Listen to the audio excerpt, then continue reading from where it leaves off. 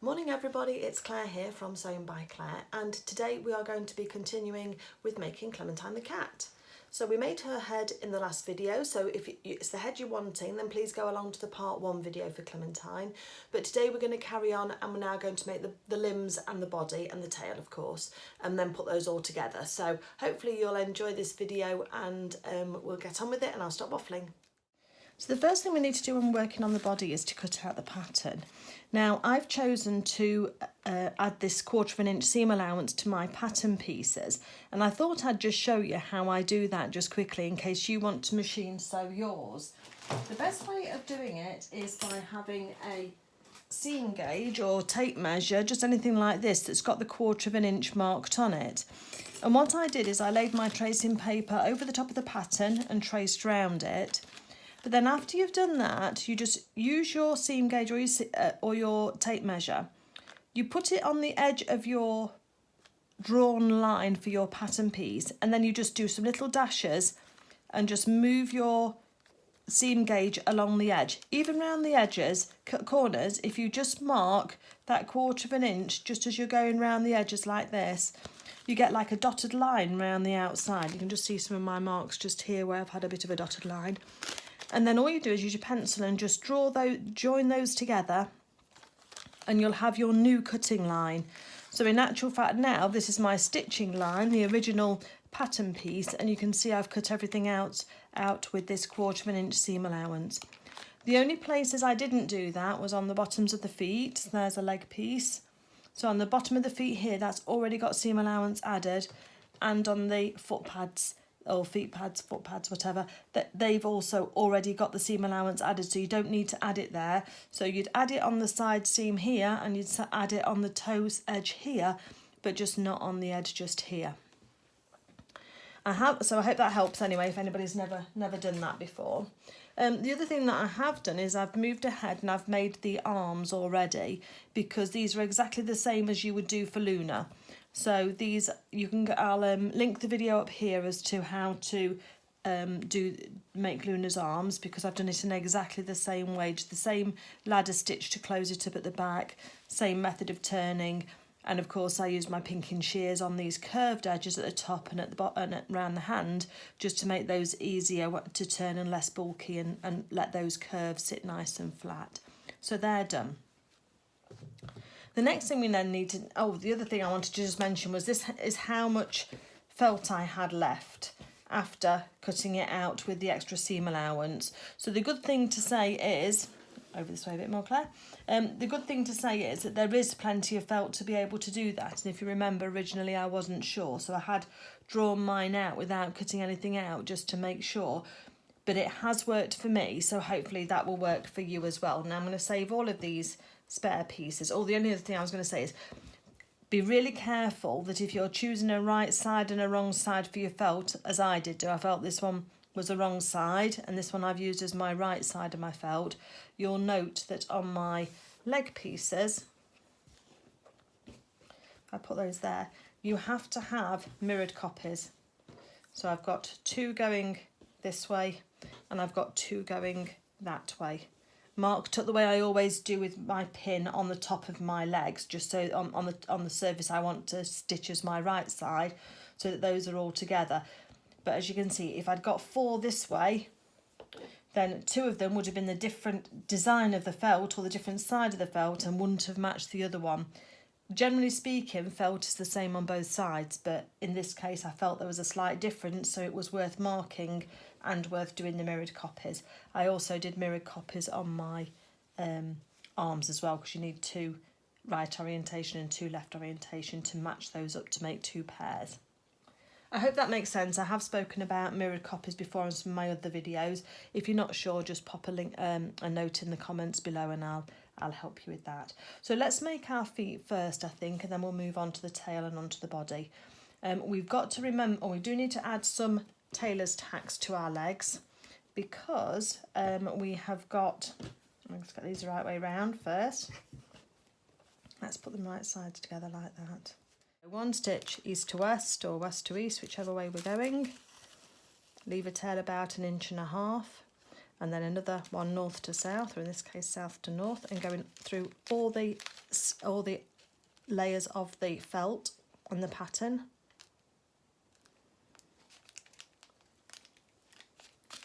Like that, and then we're going to leave a loop in our thread. So we had a tail first, and now we're going to leave a loop. Of course my thread's all bunching up on me, it would do, wouldn't it? And then we're going to cut it off with a tail as well, so you get this really tufty piece of thread. Doesn't usually look as messy as that.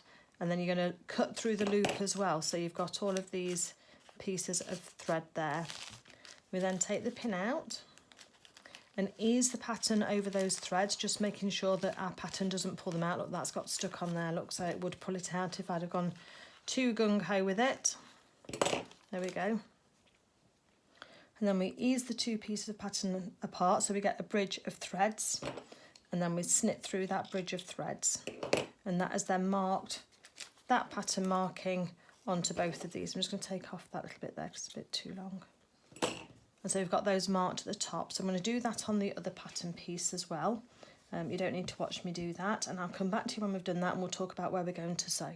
Okay, so I now have tailor's tacks in both of my tops of the legs, thigh, hips area here. The other thing that I've just got out of the haberdashery pack is these buttons here. Now, these are what's called self-cover buttons, and each one has two parts. So it has the dome, if you like, and then it has this like fixing cap. And when you're using these to do self-cover buttons, you'd cut out a circle of circle of fabric, just pretend that was a circle. You'd then run a gathering stitch around the edge and cinch it in, not all the way, because what you'd do is you'd have your buttons covered by the fabric, and it would cinch around all nice and neat. And then these washers here sorry, excuse me, I've got a frog in my throat. These washers here then clip into place over the gathered fabric, and that's what holds it in together. You press those together and that holds it in together. Now these are being used to joint the felt legs. We've got to push these two components. So if you've not used these before, there's a bit of a flange on the back of the thing. I don't know if I can hold it slightly. So this side is slightly lower than that side. So it's the lower side that you're going to push in, because you wouldn't be able to push the flatter side in. It just wouldn't go in and hold, I don't think. It would splay everything out. So there's a little lip on the edge there, and what happens is that when you, oops, don't get them caught together like I have just done, but when you pop the shank, this little wire loop, through the hole, and then if you get it nice and even, and then you're going to push it together, and did you hear it snap together? That's what would normally hold your fabric to cover them. And what we're going to do with these is that when we've sewn our legs together, we're going to actually have this on the inside of a leg. So the leg will be sewn at the top like that, and then that's what this little safety pin is for, is that you just line up with your tailor's tack the shank of the button, and then when we've sewn this together, we're going to put the safety pin through so it holds the button onto the inside of the leg. Now we can't do it yet because we need to be able to get our sewing machine round in order to sew round the top of here, but for now that's what we're going to do. I'm just having a little practice run so I understand what I'm being asked to do. So let's take that off, and let's put those to one side and not lose them. So what I'm going to do first is put my felt with my right sides together. And now that we know we've got right sides together, we can take the pins out and use those to pin it together. So just line it up as best as you can.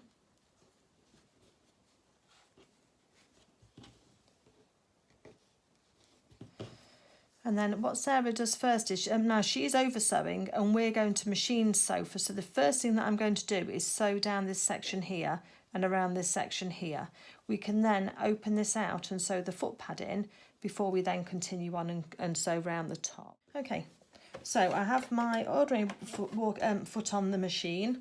I've got my edges of my felt up, and I'm using this mark here for my 1/4 inch. So I'm going to lie that up with the edge of my foot pad. Now the other thing that I have found when I'm sewing these with fabric is to leave 1/4 inch at the bottom of the foot pad, and I'm going to do the same again here, just a small amount, because I want that seam to be able to splay out. Now felt does have the ability to stretch a little bit, but I've not worked with this felt before, so I don't know how much, so I'm going to still follow my own advice and just get that bit done. And reverse at the end because it's going to take some pressure when we fill it.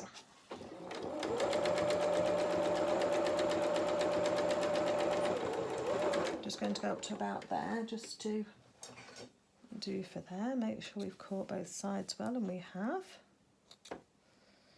Okay, and now I'm going to sew on the other side. Actually, I'll sew from the toes up.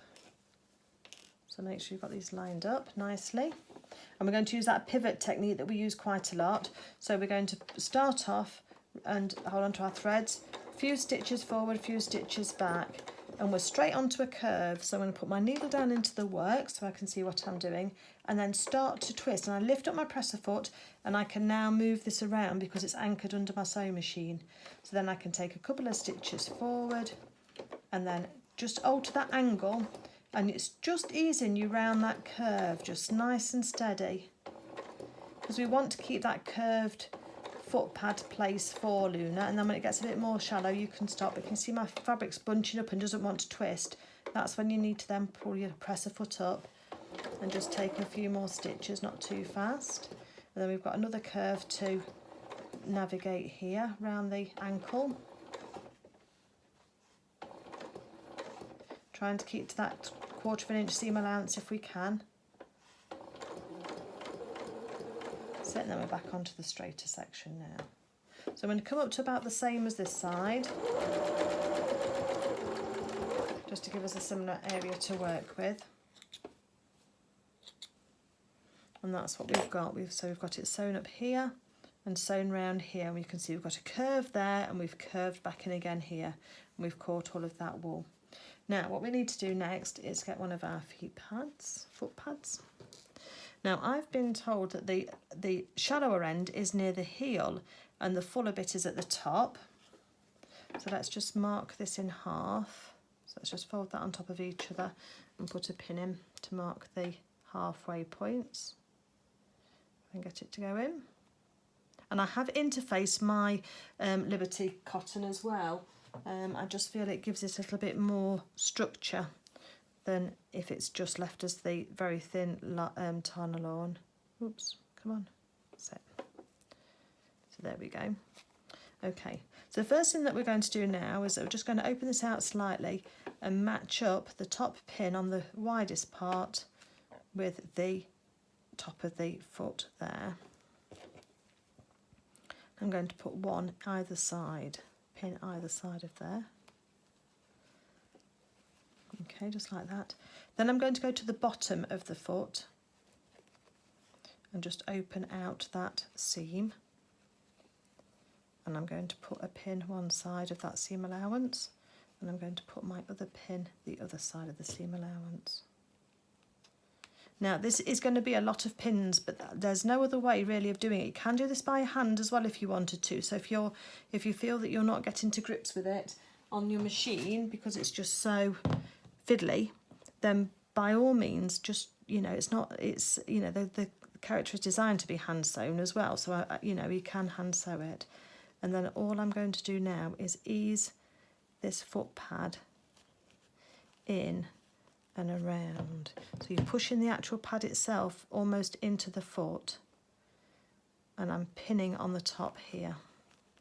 And it should fit. I'm just doing one half at a time, so one half side, and just taking little bites of the foot pad so that when we actually hold this out, the foot pad should lie flat. A little bit of a pucker there maybe, might just need another pin in there, but we'll see in a minute.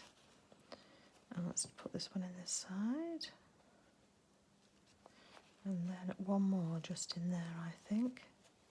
So you're just fanning out really these pins just to hold the foot pad. Okay, the other thing that you could do is you could tack this as well. So once you're happy that you've got it in place where you want it with your raw edges together, just keep pushing that in, and the felt, is going to stretch slightly anyway. Maybe needs to go a little bit more. That's it. Oops.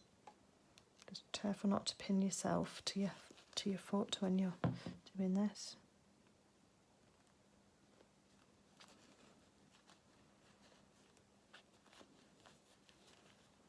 And just keep matching up those raw edges. And it doesn't matter if it crinkles right on the raw edge, it's where the actual stitching line is that it matters the most, which is really where your pins are with 1/4 inch seam allowance. So I think I'm going to tack this first, just so that I can show you how that works quite nicely. So I think we've got one foot pad in there quite nicely. If I sort of peel it back, you can see there's no puckers in there in any of the pins. So if we just get our needle and thread that we had before. We start on a straight edge where we can see what we're sewing. I'm just going to take a double stitch there just to start it off. I'm hoping my thread's going to be long enough. If not, I'll just have to do some more. And then we're just going to take a few stitches at about that 1/4 inch point. And as we start to go round, we can take our pins out. Getting back to the heel, making sure that's nice and flat.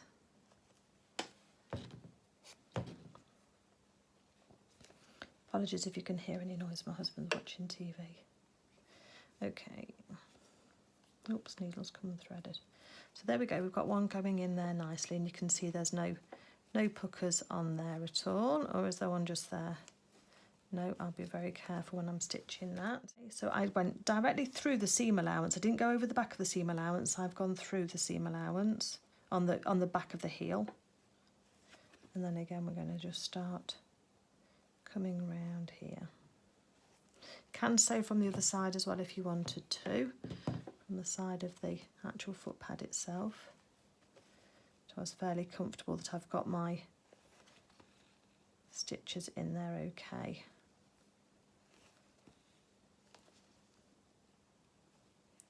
So just keep coming round, take your pins out as you go.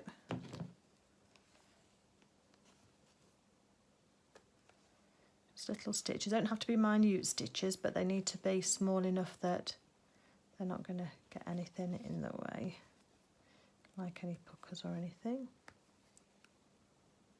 So come back up to a seam allowance again. Let me show you what I did there. Take the pins out. So I took my stitch coming up to it, and then I'm going to go directly through the seam allowance and out the other side.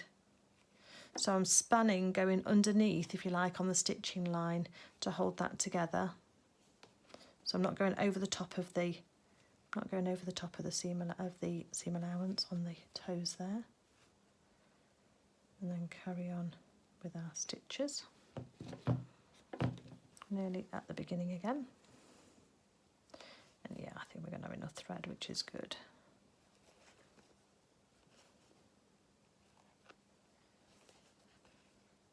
And then just take a double stitch at the end there, just making sure that you've not pulled your thread too tight. Final pin can come out.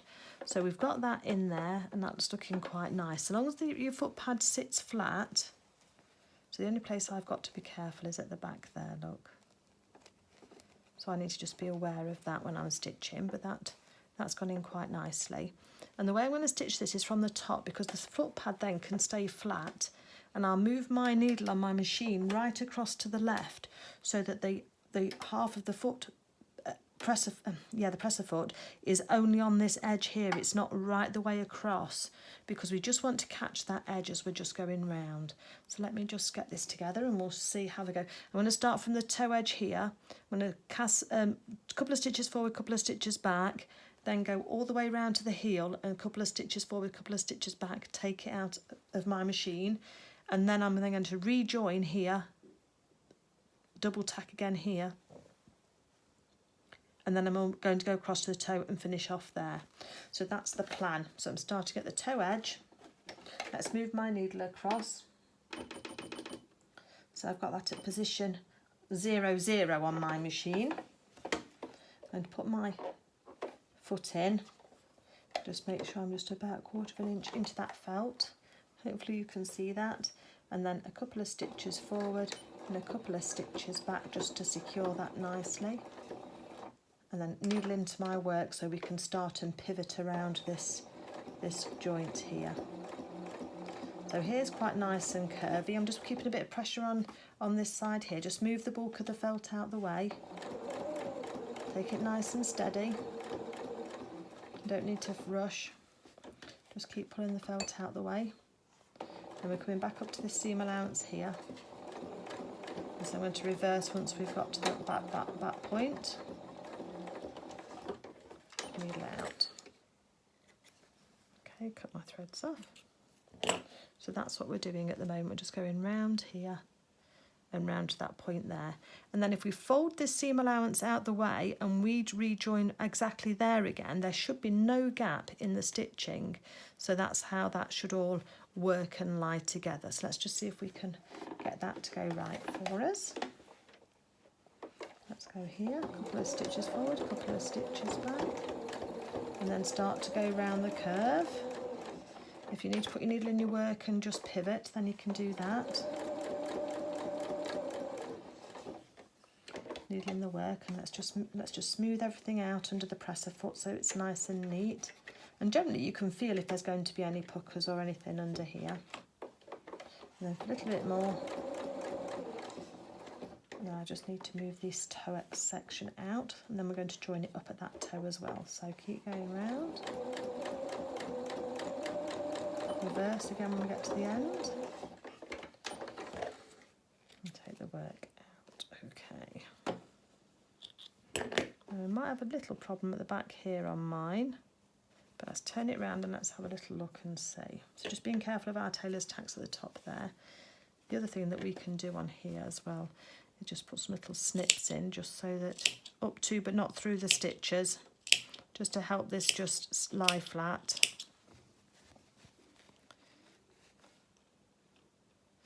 Yeah, that's where I'm just a bit concerned it's not quite gone right.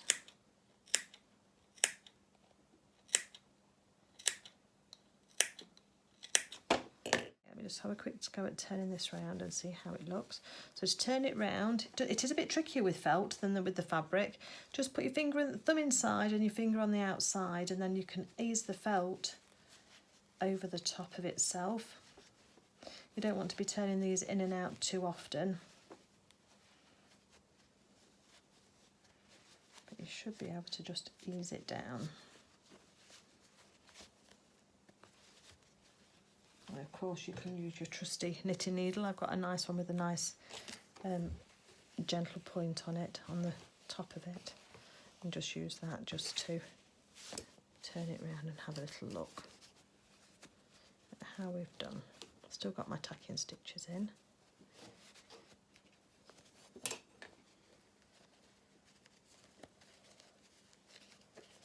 Yeah, that looks kind of okay to me.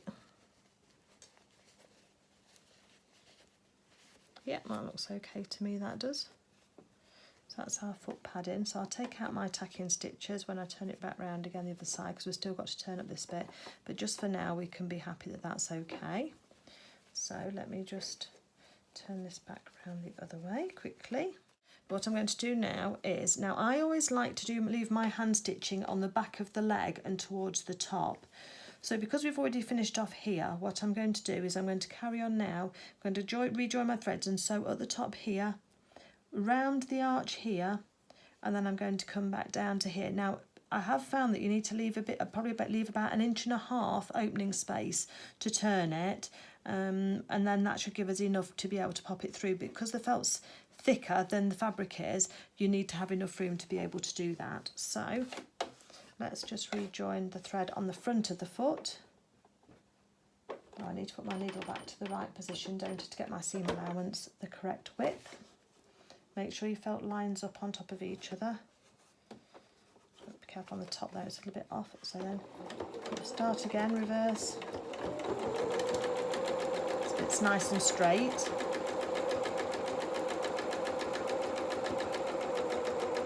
Then once we come to this top bit, now I've got to be careful because it doesn't quite line up at the top of the joint there, but that's okay. So I'm going to start and go round, put my needle in my work, put my tailor's tack out the way because I don't need those threads in the way, and then we're going to start and pivot to come around this top of this joint, bearing in mind that I've got to be a little bit more generous on my seam allowance because the back of the fabric doesn't quite match up. And round again. And I'm going to leave about 1.5 inches. Take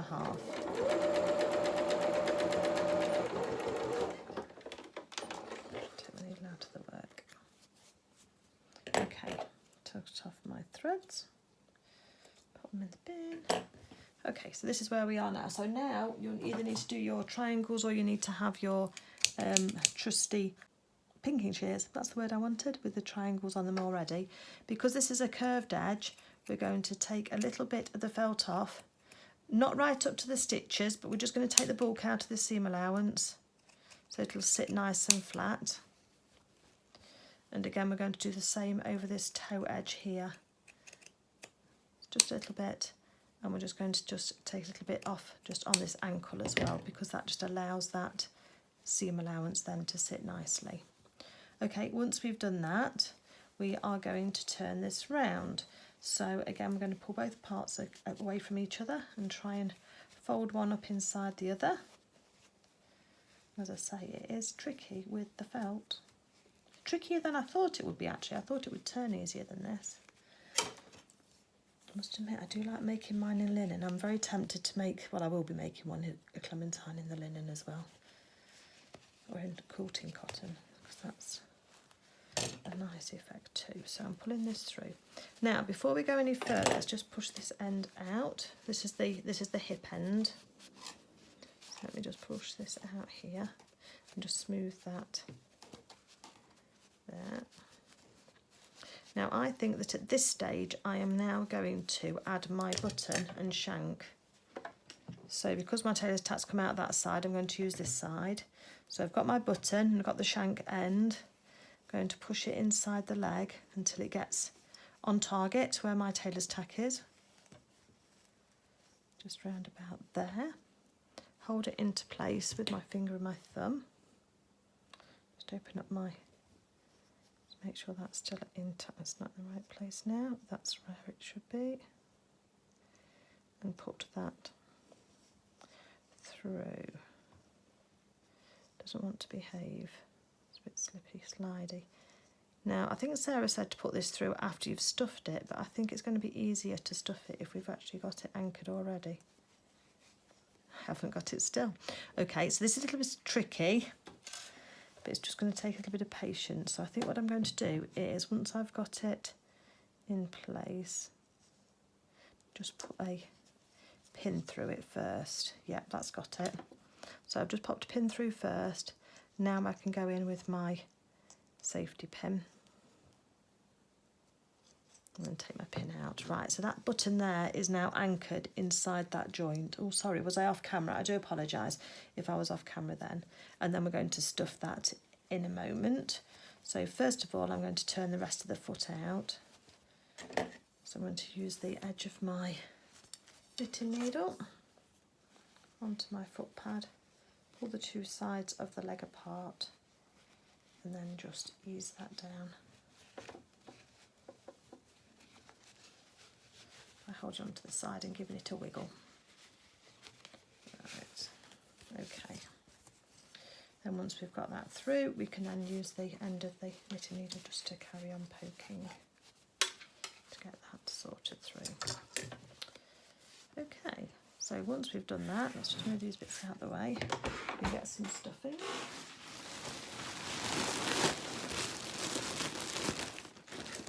And I'm going to start with the top, I think, and just push it in. I use my finger, but you can use something else if you want. And then I will use the knitting needle just to make sure we've gone up and past that button and got it nice and stiff and firm. So just using that knitting needle just to push the felt up. Just be careful you don't go too harsh with it, because it will, I want to go to the back of the button. That's better, because you will go through your felt if you're not careful. And as you saw, we haven't got enough to redo anything, so you'd be ordering some more felt if if you went through it. So again, let's hold on to the button. So I'm holding the button all kind of in itself, and then I'm just going to push this through. Apologies for the sound of water. We live in an apartment, so we do get noise from other places. I'll just keep that needle out of the way. Don't want that to get mixed up with being inside anything. So let's just carry on stuffing, and as I said to you before, you'll be surprised how much stuffing these characters take. But you want them to be nice and firm.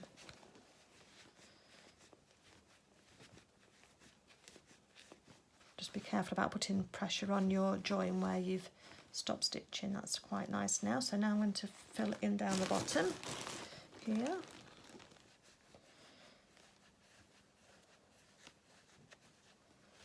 This is the best way I've seen. Hold it in your hand like that, and then you can use your finger just to push the filling in. After a while, especially on the feet, then just push that down into the bottom, and then you want to push it round the corner and into the toe section.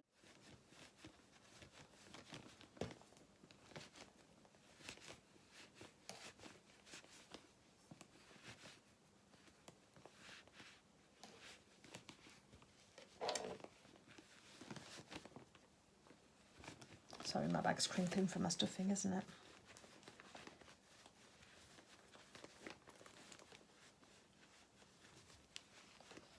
And just keep pushing it down inside your character, inside your limb. We want a nicely rounded foot, don't we? If we're going to put some shoes or boots or wellies on it later, then we need to have the foot a nice shape, don't we? If you've already stuffed your legs before, you can skip on from this part if you like. We're going to be closing it up with a ladder stitch in a minute or two. So we'll be able to see where we get to that part. So I have put chapters on the video for you, so that if you do jump ahead, then you can see where you're going. You can navigate through the video a bit easier. That's looking all right. Probably could do a little bit more in it. Okay, so we've got the first leg sewn and stuffed, and I've just moved on and now got the second leg sewn and half stuffed, because we've got to remember to put the button in the top of the leg. So the way that we're going to do this is we're going to work out left and right for our feet. Okay, so we've got those two together, and the two buttons need to be touching each other, if you like, with the safety pins on the inside. So this leg here has to have this button going this side. So let me just slot the button inside the leg. Slide it up. We've only got one strand of our tailor's tack left, but that'll be enough just to give us an idea. And then holding it still with your finger and thumb, I just find it easier to pop a pin through first, just to hold it in place. And then we can get the safety pin, and then we can just pop that through in the same channel as the pin's gone. Take the pin out, make sure the button's been caught. Yes, it has. And do the safety pin up. And then what we can do now is carry on stuffing the top of this leg, and then I'll come back to you when we need to just do the ladder stitch for here and show you how that's done. Okay, so I've got both legs stuffed to overflowing, and what I want to do is just demonstrate to you a ladder stitch, because it's a really useful one to know how to do for sealing up the back of these characters. Now what I've done is I've just threaded my needle with a double thick, just done one of my quarters knots at the bottom. Now I'm going to just start, because I'm going to take, this is a contrast, this is a thread so you can see what I'm doing hopefully with the red, because what you're going to do is just tuck all your stuffing in so that it's out the way, and I tend to push it right down and right up, so there's a little bit of area on this bit that we're going to actually be stitching up.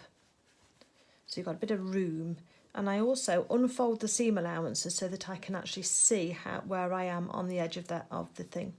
You will put your needle in just past the seam just here. So where the top of that seam is just here, you're going to start about 1/4 of an inch down, because you're going to do a couple of stitches there where there's no tension on the thread, and that will just knot it all the way down. But because I'm going to take my knot off afterwards and undo it, this is just to show you, because I'll do it in a coordinating thread so that you don't see it. I'm just going to just put my needle on the outside, but I'm just going to come up here because I can just show you what we do.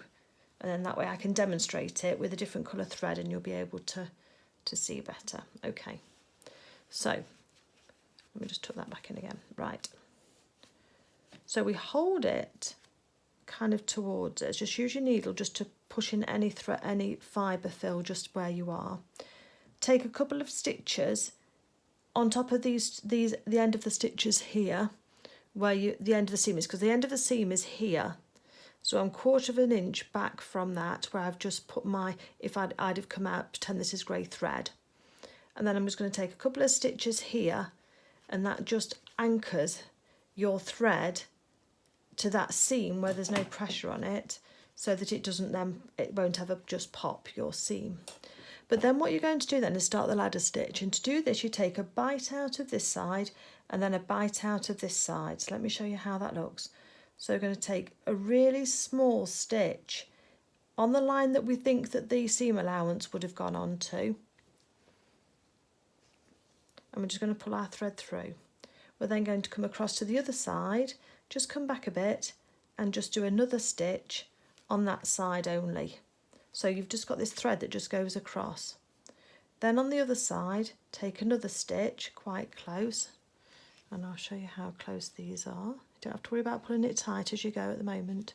So there's my stitches there, and then another stitch here, and you're trying to mimic that 1/4 of an inch seam allowance on either side.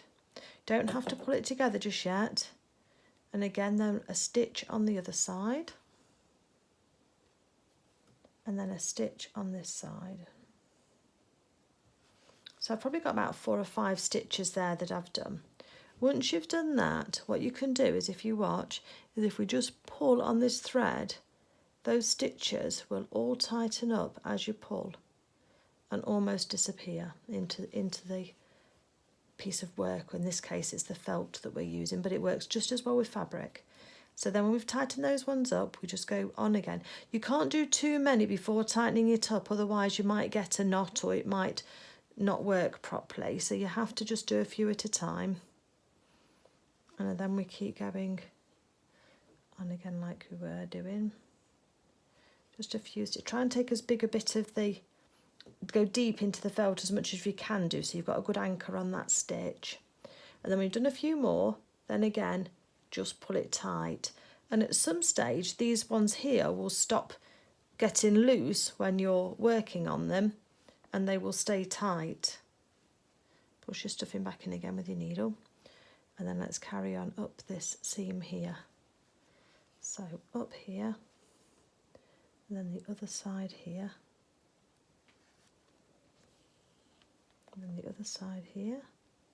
So you're just alternating those sides, and the stitches are supposed to resemble the rungs on a ladder. And then when you just pull again, just magically all cinches in, and you can put quite a lot of tension on your thread.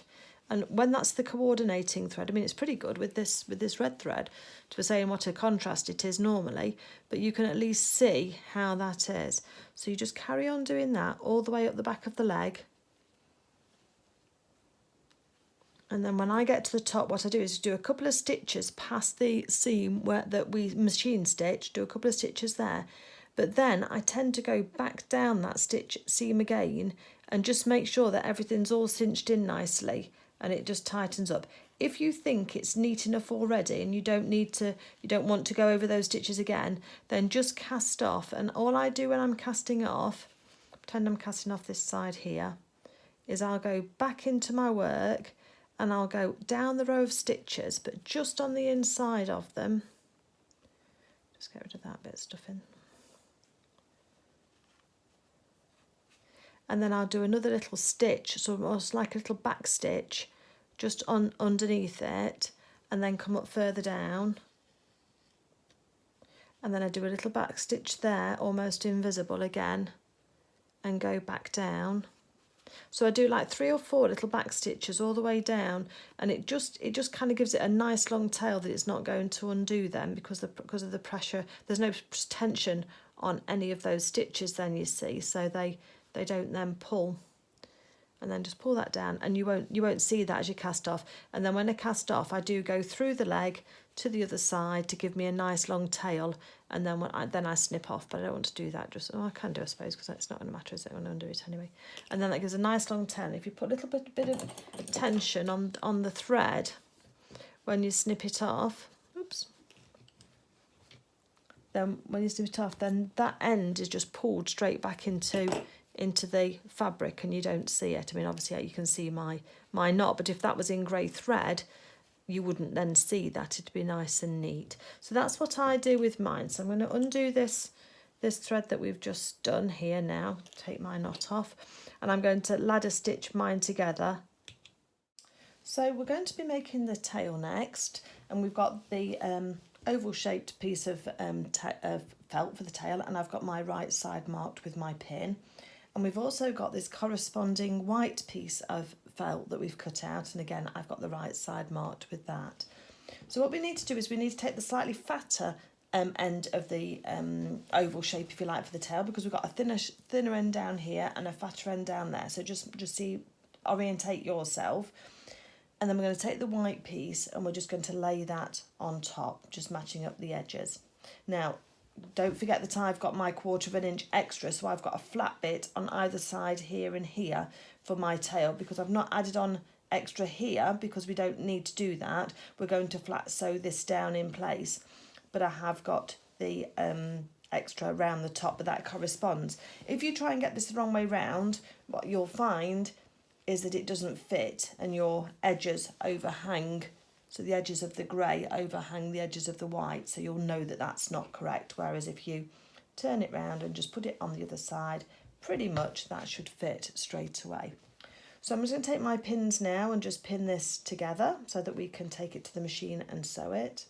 You can hand sew, I mean, that's what the instructions in the book say, is to hand sew across here. But I thought I might just show you how we use a blanket stitch to sew along here, because that will give us a similar look to a hand stitch but should look quite nice. So let's have a go at doing that instead, and that might be a new skill if you've not used the blanket stitch function on your machine. Okay, so let me get you angled towards the machine and we'll get started. Okay, so for this next section, you'll need to just be aware that unfortunately in changing one of my camera down, I clicked the button and I changed it over onto time lapse. So it's sped up the video for how to sew and make the tail. So what I just want to tell you to do is, what I was doing was I was explaining to you, and you see I've gone red look because I've made a mistake, so I do apologise. I can't redo it because I haven't got any more felt and my tail is finished. But I'm going to explain to you what I've done, and then hopefully it'll make sense when you see the video, even though it is sped up. So what I did was I got a piece of spare white felt and a piece of the grey. I put my machine onto a blanket stitch, which is one that looks like, let's show you on the back. It looks like that on your machine. So you can choose that from the stitches. And what it does is, if I go onto this side here, is it gives you a couple of stitches straight, and then it does a post across into the other side of the work. In this case, on mine goes across to the left. So you need to be aware of whether it goes across to the left or to the right, because you need to position your contrast piece of felt to the correct side, because you want this post here to go into the contrast colour like mine has here. And what I was trying to say is that I think that the posts of the colour look like bits of fur going across onto the tail, and I felt it softened the edge. So I did a practice in grey and a practice in white thread in order to have a look and see which I preferred. And I actually do prefer the grey, I think. You may prefer the white, it's just personal choice. But that's what I decided to go with the grey in the end on here. The other thing that I was saying was that you need to just be aware when you're changing corners, because you need to be aware of whether you're on a post stitch, because you want your post stitch to complete before you change direction. Because if you don't, you'll get a little triangle stitch. Can you see, like this one here? where I've changed position, changed direction before my stitch had properly formed in this hole here. And then if it hadn't have done, it would have changed direction like this one. So a little bit, and I could have done perhaps with one little post in the middle there. So I'm just showing you it's not always perfect and things don't always go to plan, but that's what I did. So I used the blanket stitch to stitch on the contrast felt. Once that was done, I then lifted back the white to expose the extra bit of grey behind here, and then I just snipped it off straight. And then what I did then was put the right sides together of the fabric with the felt, matching up this white line here because you want a nice join here to match that up. And then I stitched down with white thread through the white section, so I changed the thread on my machine to be white for here, stopped here, just reverse stitched and stopped, then rejoined, changed my machine back over to the grey thread and stitched about another inch. Then I left about an inch, inch and a half gap, and then I went up to the top of the tail and stitched. Now just be aware that the top of the tail is a point, and so you're not going to be able to, because the felt's quite thick, you're not going to be able to pull all of that felt out on that point there, so it's got a little bit of a rounded edge. I don't mind that, but you just need to be aware of that for when you're stitching, because you might choose to either coax it out a little bit more, but I think you're going to struggle. But it's up to you. So that's what we ended up with. And then I just did the ladder stitch like I've done on the back of the legs and the back of the arms, just to close that up as neatly as possible with the grey thread, and that turned out quite nicely. So I'll let you watch the speeded up video. You can laugh at my mistake on the video. I'll try and be careful that I'm not touching the wrong things. I have to change things quite often, and so it's easy to press a button because I'm recording on my phone. So we've now got the tail finished, the legs and the arms and the head, as you can see over my shoulder here. And so the next stage now that we're going to work on is the body. So I'll let you watch the other bit first, and then I'll jump in to tell you about the body. Okay, sorry folks.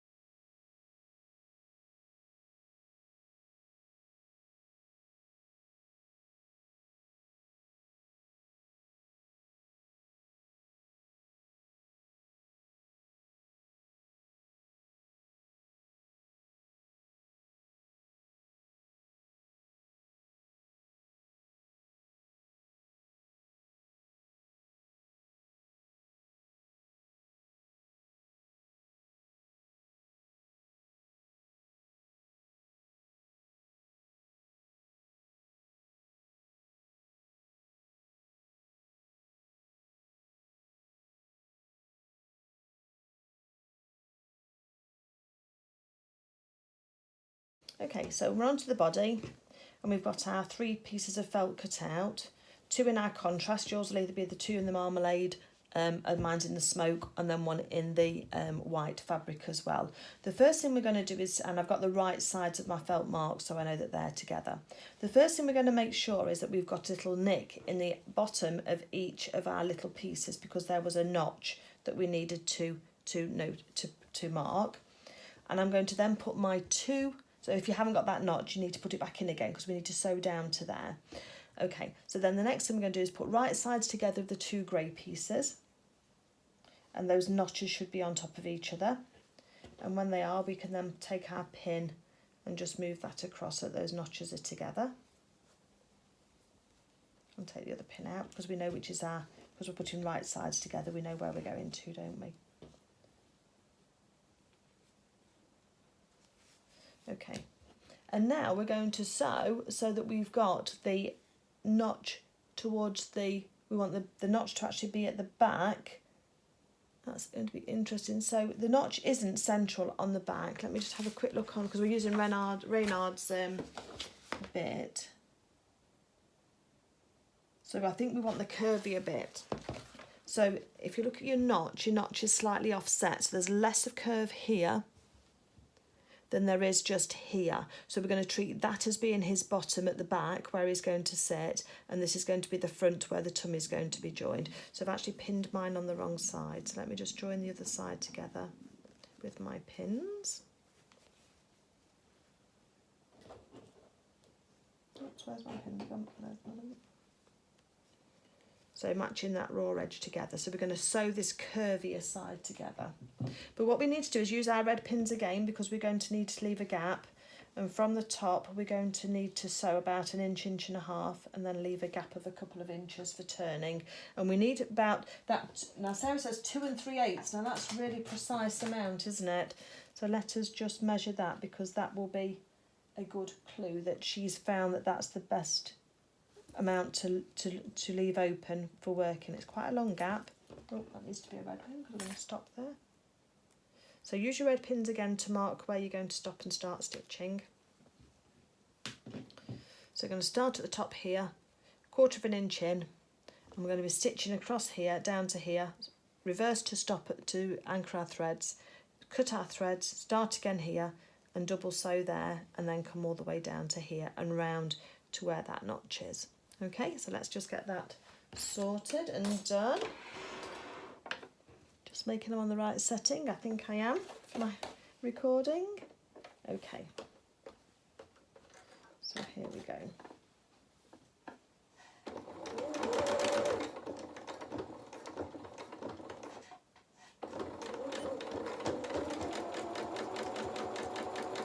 So coming up to our red pin, let me just take that out a little bit further forward and now reverse. Put our threads.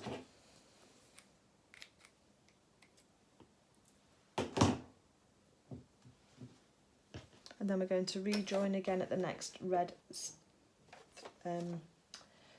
That's the word I wanted. Reverse again, a couple of stitches. And then we've got quite a curvy section here, so we'll be doing our pivoting. So let's put our needle down into our work so we're ready. And then we're going to sew down while it's a gentle curve. Start to make the curve. It's starting to veer off slightly, so I'm just going to stop, just lift my my presser foot with my needle in my work, and then we can pivot round this corner. Take that pin out, we're there now. Make sure we're still on track. We're trying to stop the fabric from bunching up in front of the needle just by doing these so a couple of stitches and then change direction.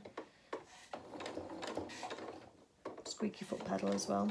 Squeaky chair, squeaky foot pedal. I think my stitching's trying to tell me something. So back around to where that notch is, that was the one for the notch. And a couple of more stitches and then reverse. Needle up. Let's cut our threads. We've got a few. Okay, so this is what we've got. So we've got this start and stop at the top, down to this point here, this gap of 2 3/8 of an inch, so about 2.5 inches gap that we've got in the sewing just here. And then we've rejoined our threads again, and we've gone down and we've gone round, and then we've found our way to our notch and we've stopped sewing. So what we're going to do now is take our white piece and make sure we remember which is our right side, and we're going to match that up in the gap as well here. And we're looking for the notch on the bottom again, so that we can, and that notch on that one should sit right in the centre of the other two. So I've just opened the two at the bottom edge of the stitch out, put a pin in, and then I'm going to then make sure that's as nice and neat as, almost sort of pull these stitches out so it's flat. And we'll be doing a similar thing to what we did when we did the what did we do when we on the feet pad, we open out the stitches, don't we? We sew to one side as close as we can get, and then we go on to the other side and then we stitch from there. So now we're just going to match up raw edges.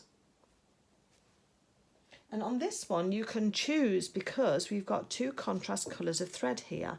So if you wanted to, depending on whether you're sewing from the white side or from the grey side, you can match your thread so that you're sewing with grey on the top and you've not got white there.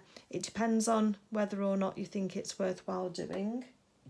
I think I will, just because we can. But yeah, let's I'll change that thread. And it's one thing that does make a huge difference with your stitching as well, is if you pay that attention to detail, and you do take the time just to make those changes. Now this isn't going quite in as it should, so it might be that we need to ease a little bit of this in to make it rounded. So if you can see, we've got extra fabric here and not on the grey. So all we do there is we kind of leave a little bit extra on the white. I think I might leave that in his tummy area rather than in up the top there. So make him with a nice round tummy rather than a round chest. And what you're trying to do is just sort of smoosh those fibres together so that you get a bit extra. So I tend to split the difference with mine, go into the middle first. And I can move a little bit further down here as well. And then it just means that one side of the felt is slightly longer than the other. But when you actually come to stuff it, it'll make it slightly more round and less flat. But if you can see, when I press on the fibres, I can press that so that it's almost flat. And I know by running my finger across it that there's not going to be any puckering in there, because we don't want it to pucker up whilst we're sewing. And again there, look, it's just going to just all sit flat for us, so that's going to be fine. I think that's enough pins for now. And I've got the top edges pretty much where they should be. So again on here, I'm going to just change my thread so that I've got white in my bobbin, and I'll sew from the top from the grey, and I'm going to just hold this seam allowance here, this extra bit of the seam that we've just sewn previously, so the centre back, out of the way by just smishing it to one side, and I'm going to go right in there where I stopped stitching before and join my threads and start and come round here. So of course all my pins are on the wrong side. Gosh, it's not a good day today, is it, everybody? Please bear with me, I do apologise. Normal service will be resumed soon. Just making sure that this is all sitting straight and just getting this right. I could just have sewn from the white, but I think I'd already then decided I wanted to sew from the grey. Okay, so I'm just going to set my machine up now to have the white bobbin in the bottom. So the white thread is going onto the white side of the sewing, and the grey on the grey.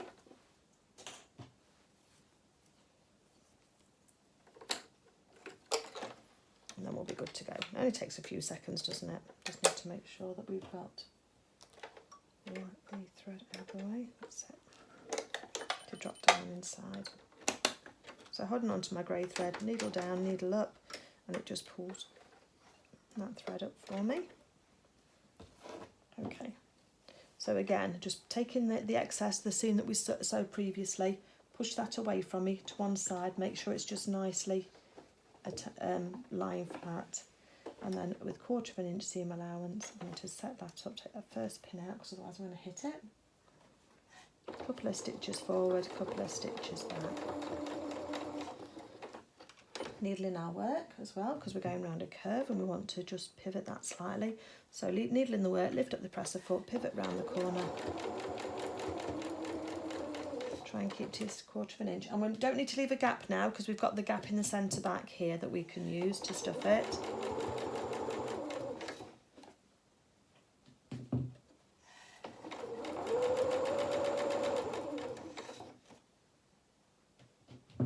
Just make sure that your fabric's sitting flat on the bottom.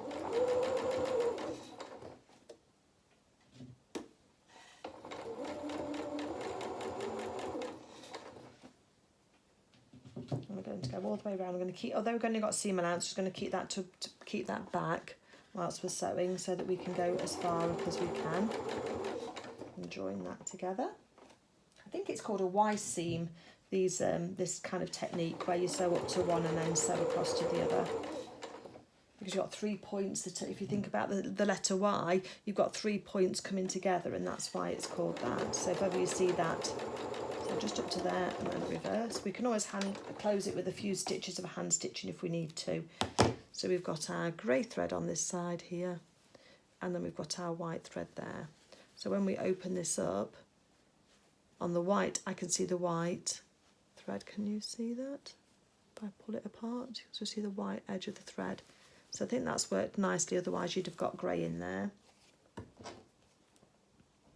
snip my threads off. Okay, so now we're just going to do the same with the other side. Got this three-sided shape now. If I turn it round, you can see. And we've got the gap in the centre back just here. So now I am going to just go ahead and using my pinking shears, mainly just down this bottom edge here, just take out a little bit of that excess felt just here. Almost just taking the tips off the triangles just to help it just sit properly, because this is where Clementine is going to sit. This is the bottom of her.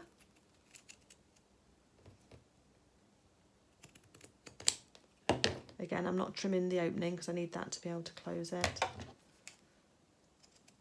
So you can just take a little bit off up here if you wanted to as well, it's up to you. Just checking I wasn't trimming my... Okay, so let's just trim that a little bit just there. So that's where it's going to get quite bulky because that's where it's joining. So then at the next stage then, if I just check in the book and just make sure I've got this right, stuff the body through the opening in the back of the body. When you're happy with the body shape, close the back opening with overstitch sewing.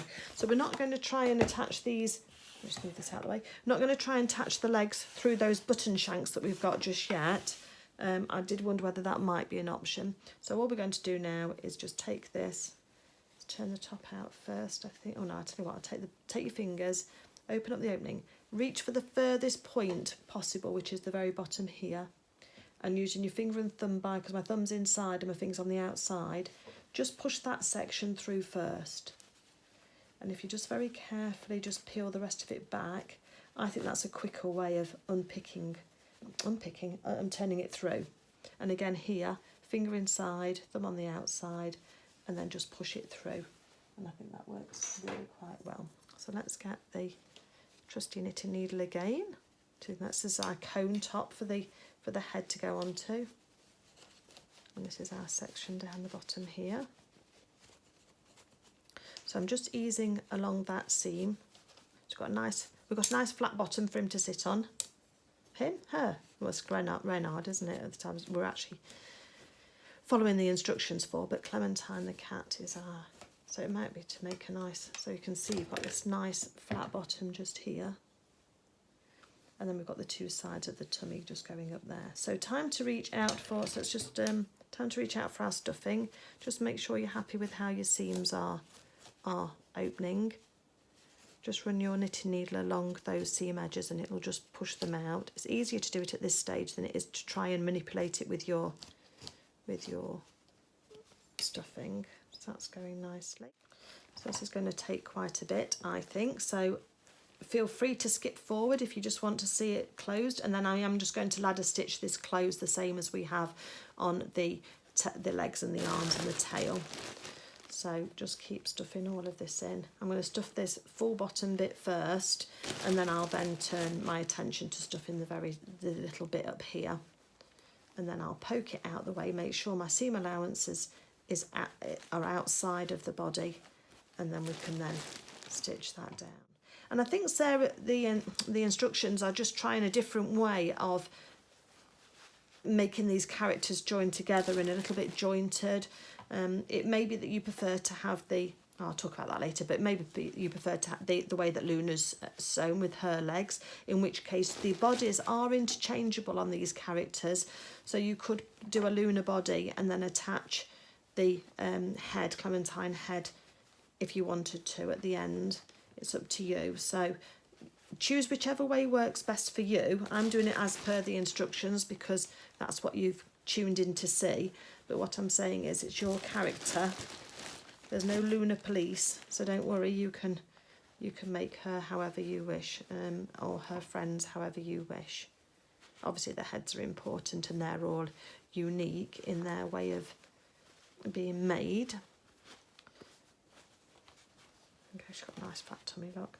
So we'll just need to be aware of that when we're making outfits to make sure that we accommodate that when she's being dressed. And I think I'm going to make the sailor dress for her, so that would be nice. Okay, I'm just going to carry on stuffing this. I'm now going to stuff the top bit, and then I'm going to ladder stitch this closed, as I said. So come back in a moment when that's done and we'll talk about adding the different elements to her.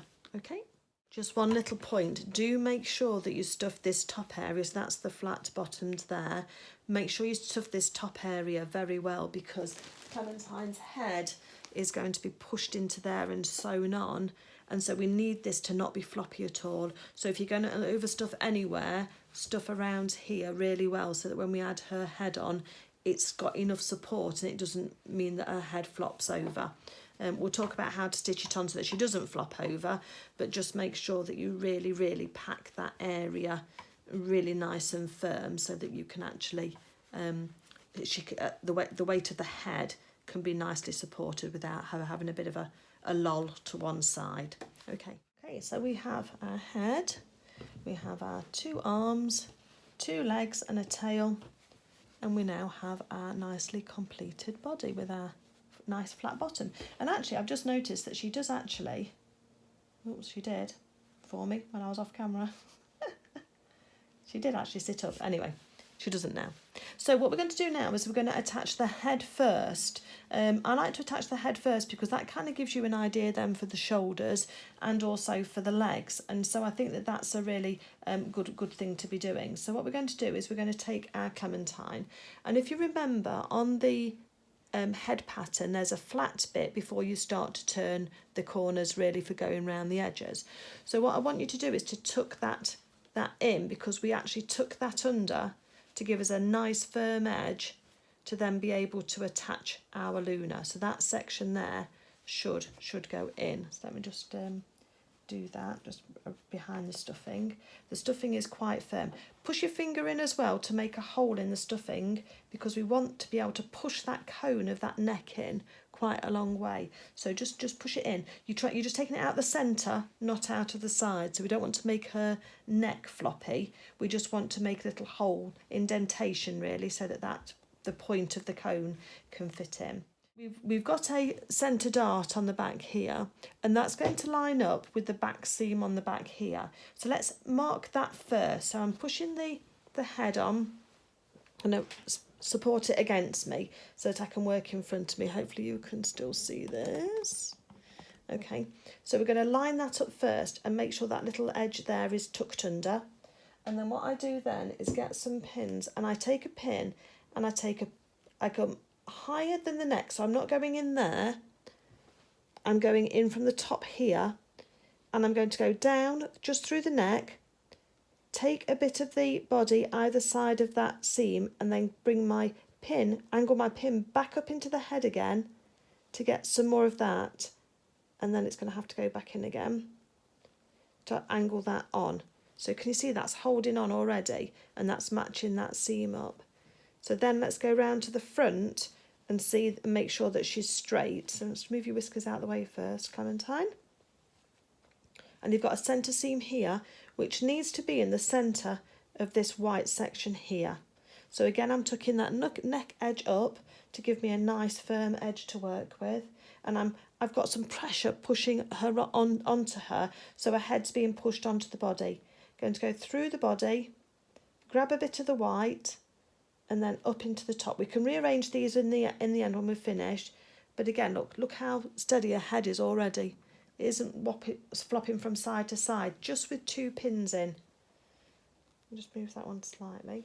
Okay, so yeah, so it stays on, and that's what you're looking for. That means that the neck's been stuffed properly, and that I've got the cone of the neck in firmly. It's the same for all of the characters.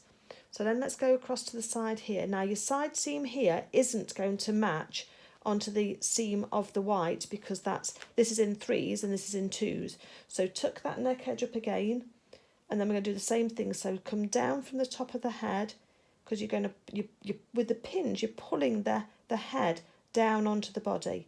Get a bit of the body and then back into the head again. So that looks like that. A bit of a bendy pin, but never mind. And then over to the other side again.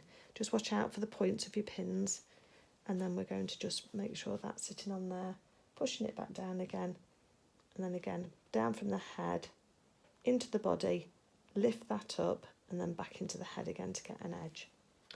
And so she's starting to look okay. So what I can see here is I think I need to pull down a little bit more on this side and possibly at the front here. So we've got a bit of a crease under there that I don't want. So this is where you start to get perfectionist with everything. But that's okay, because just keep going round until you feel that she's looking straight and flat on her head.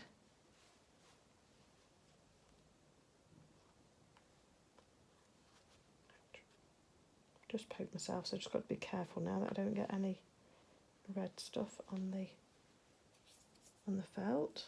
Should be okay. So again, really solid. That head is not going, it's not flopping, it's not lolling from side to side at all. It's really stiffly on there. And then what I do then is just go and just rearrange some of these. So this back one now can just come down a little bit further now, I think.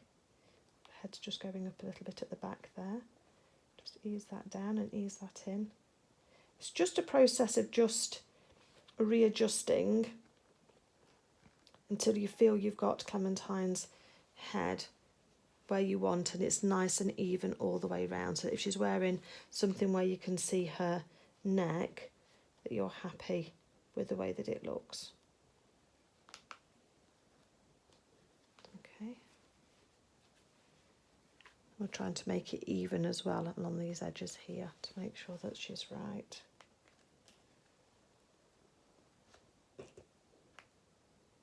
So it just I think it just take a couple of goes round. Well, it does for me anyway, just to make sure that we're happy. You'll probably see that pin bending. Okay, I'm happy with that. So next I am going to sew with grey thread around, but we're going to try and hide the stitches. Your challenge is going to be hiding your stitches when we're sewing grey onto white, but again we're going to pull those stitches in and just hopefully that will work. Okay, so I'm going to start at the side seam here where with the change of colour is, and what I'm going to do is bury my knot first. So I'm going to just anchor the head away for a second so I can get in underneath that colour and take a bite of the felt. And then I'm going to use the point of my needle just to push that knot inside so that you can't see it. I'm going to take a bite of the body felt. It's a bit like another ladder stitch, isn't it? And then I'm going to take a little bite just above the pin on the head, and just take a bite of that one, making sure that you don't, and pull it tight, so make sure you don't get your loop caught on the head of your pin. And again, a little bite of the body there. And again, just above the pin, because there'll be a little bit of let down when we let go of that pin and take that pin out. And again, on the body. And I'm not tucking right up inside the body, because again, everything we're doing is anchoring this head down onto the body. And then just above that pin there. And now we've gone past that pin, I'm going to take that pin out. And what I didn't see was that the head didn't then suddenly start to move away from the body. That I feel that's anchored down. So again, body and head. I'm just going to keep going round like this until we've attached all of the grey on. So again, body. If you've already got this, you know how to do this section, feel free just to fast forward and go on to your next section, which will be adding the arms, I think, next. Maybe I don't know, probably adding the legs actually, I think. Get the legs down, and then that'll give us a way to be sure that we're getting the arms right. So just adjust it if your stitches have just come off slightly for that back seam, because we want that all to match up nicely if we can. I've got my thread double here. We want this to be nice and secure, so you've got to make sure you don't get any loops any time whilst you're sewing that's going to cause you a problem later.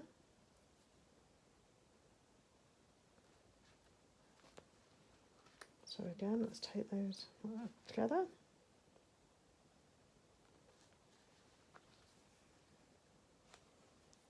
And you're just working your way round, just gradually. and you're just cinching, really cinching this head on to onto the body. So that's another pin out. Oh, that's it. Just make sure that neck edge is just tucked up inside. And I do come down a few millimetres, just a couple of millimetres down onto the body, so that when you cinch it, you're pulling that felt up to each other to cover the gap. I think Clementine does have quite a thick neck. So that is something, if you are making any of the clothes for her, you will need to just be aware of that to make sure that they're going to look how you want them to be and they're going to fit. So we're nearly to the other side now. Catch around that pin to just make sure it doesn't.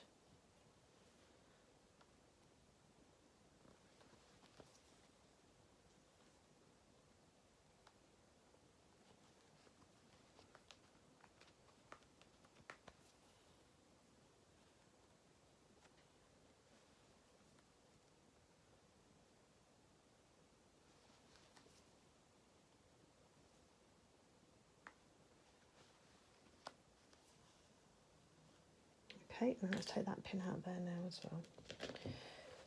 So this is what it looks like after the first pass round. So you've got a little bit of gaps, and you've got those stitches, but head still really nice and firm and not going anywhere. Let's move your whiskers out of the way, Clementine. And so what we're going to do now is do a couple of stitches in place at this edge before we then start to go back again, because I usually do at least 2 goes round each time, and I think it gives a neater finish. That's just put a couple of stitches in place, which has kind of locked it. So now let's turn Clementine round the other way, and now we're going to head back the other side. So we're going to take a stitch out of her neck, out of her head, sorry. And then what I try and do is put the next stitch in the middle of where the previous stitch was. So that what you're doing each time is you're kind of, I don't know if you can see on here, but there's a stitch going through there. So next time I'll be in the middle of these sections here, so that I'm not putting stitch on top of each other. You're trying to fill that gap in and make it as smooth as possible. So at the moment it looks a little bit rough, but this double way of doing things has made it quite nice and neat before. Oops, whiskers. It's getting better. And if you want to go around a third time, oops, let's go around, so make sure your thread's over the top. There's my scissors on the floor. And you're just keeping some pressure on the thread just to keep cinching it in. We don't want to be right down a body with the stitching, but we do need to be holding it in place.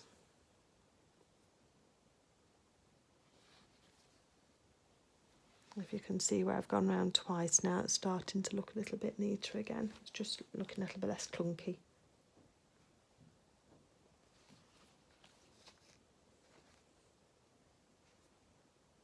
Just smooths it out, I think, and it just makes it, you know, you've not got so much pressure on one stitch, and if it's not quite on tight enough as well, doing this will help secure it on a little bit more.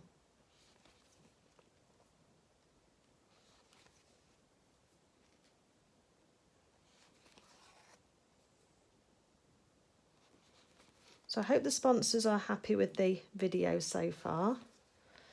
Sorry it's taken me a little bit of time to get it out to you. I do apologise for that. It wasn't my intention, but as I say, life just got in the way. And whilst sewing's really important to me, it isn't really important to the rest of the world sometimes.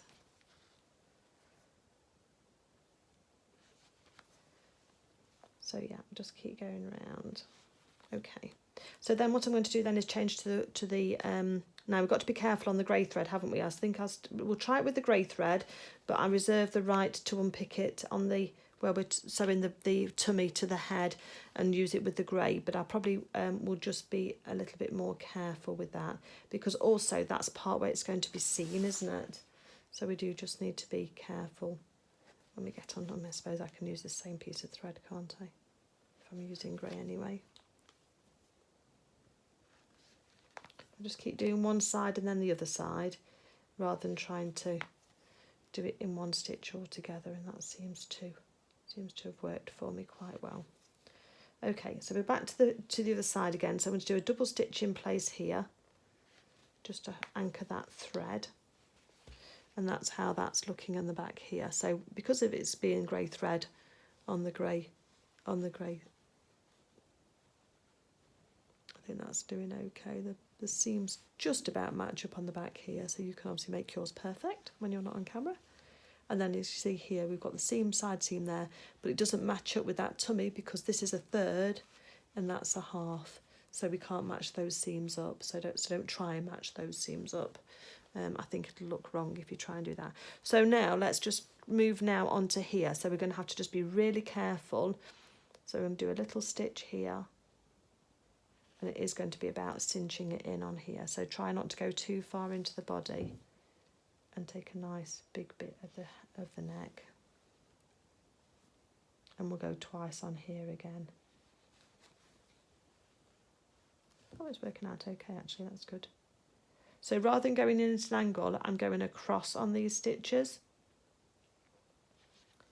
Just because I want those threads all to be nice and neat across the edge there. I'm just going to pop my glasses on as well. I think that's just going to help me. Hold on 1 second. Yeah. Okay, so we're just cinching it in, look. Can you see how you can see a bit of the grey felt there? Just tuck that under. And we'll go back and redo that in a minute.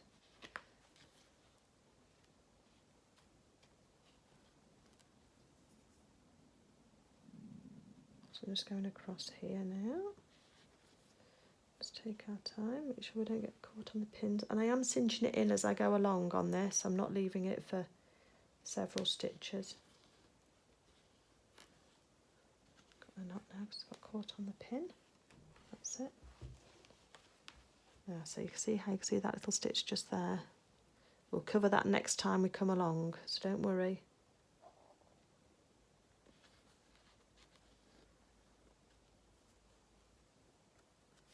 Show you how to cover that up if you see any, and that's the beauty of going around. Now I'm going to take that pin out of the way because it's getting in my way for me, and I think it's anchored down enough now onto her head.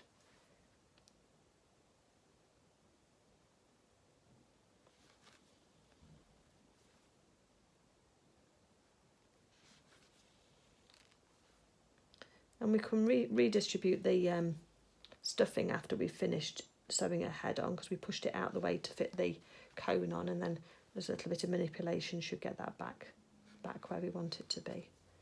So let's do a couple of stitches on this side here. That's it, and then turn her around again. So that's what it's looking like after the first pass round. I've got one stitch there that I'm not very happy with, if you can see that one. So let's see what we can do to cover that up. So let's go back again. I'm going to try and go around. Oops, my tummy is rumbling. I need to go and get some lunch.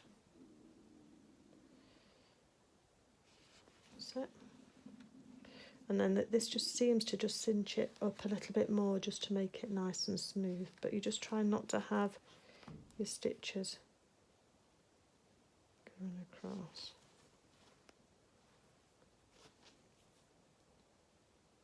So on the white, I'm going into the gap really between the neck rather than coming down into the felt, whereas on the grey I was coming down into the felt, if you remember.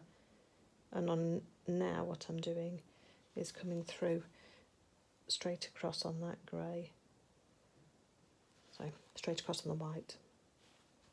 And we've got that stitch that I wasn't happy with, so I've just come a little bit lower on the white there, and I'm just going to take a nice decent sized stitch of the grey and then pull it in, and that should cinch those two places up together. Yes, it has, look.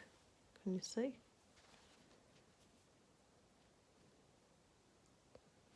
So it is moving it out the way. Whiskers out the way, Clementine. Does just help to hold it on nice and securely.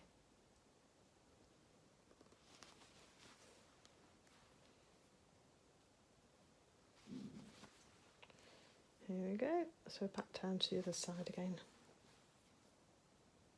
And then we can evaluate and just see whether we need to have another pass or whether we're happy with it.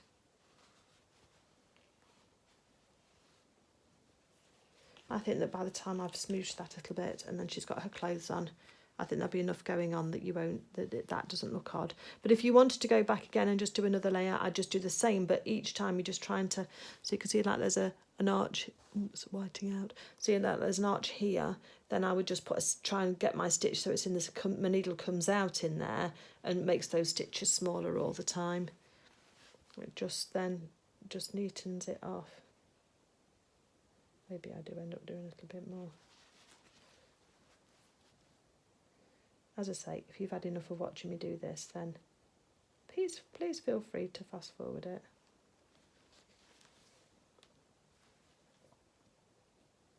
Because however you've done it, I'm sure will be perfect.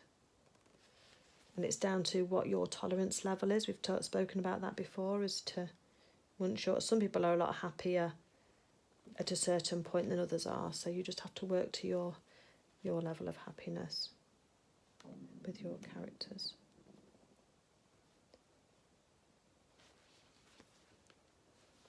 Okay, I'm going to cast off my stitches now. I think I'm happier now. It's had another go through.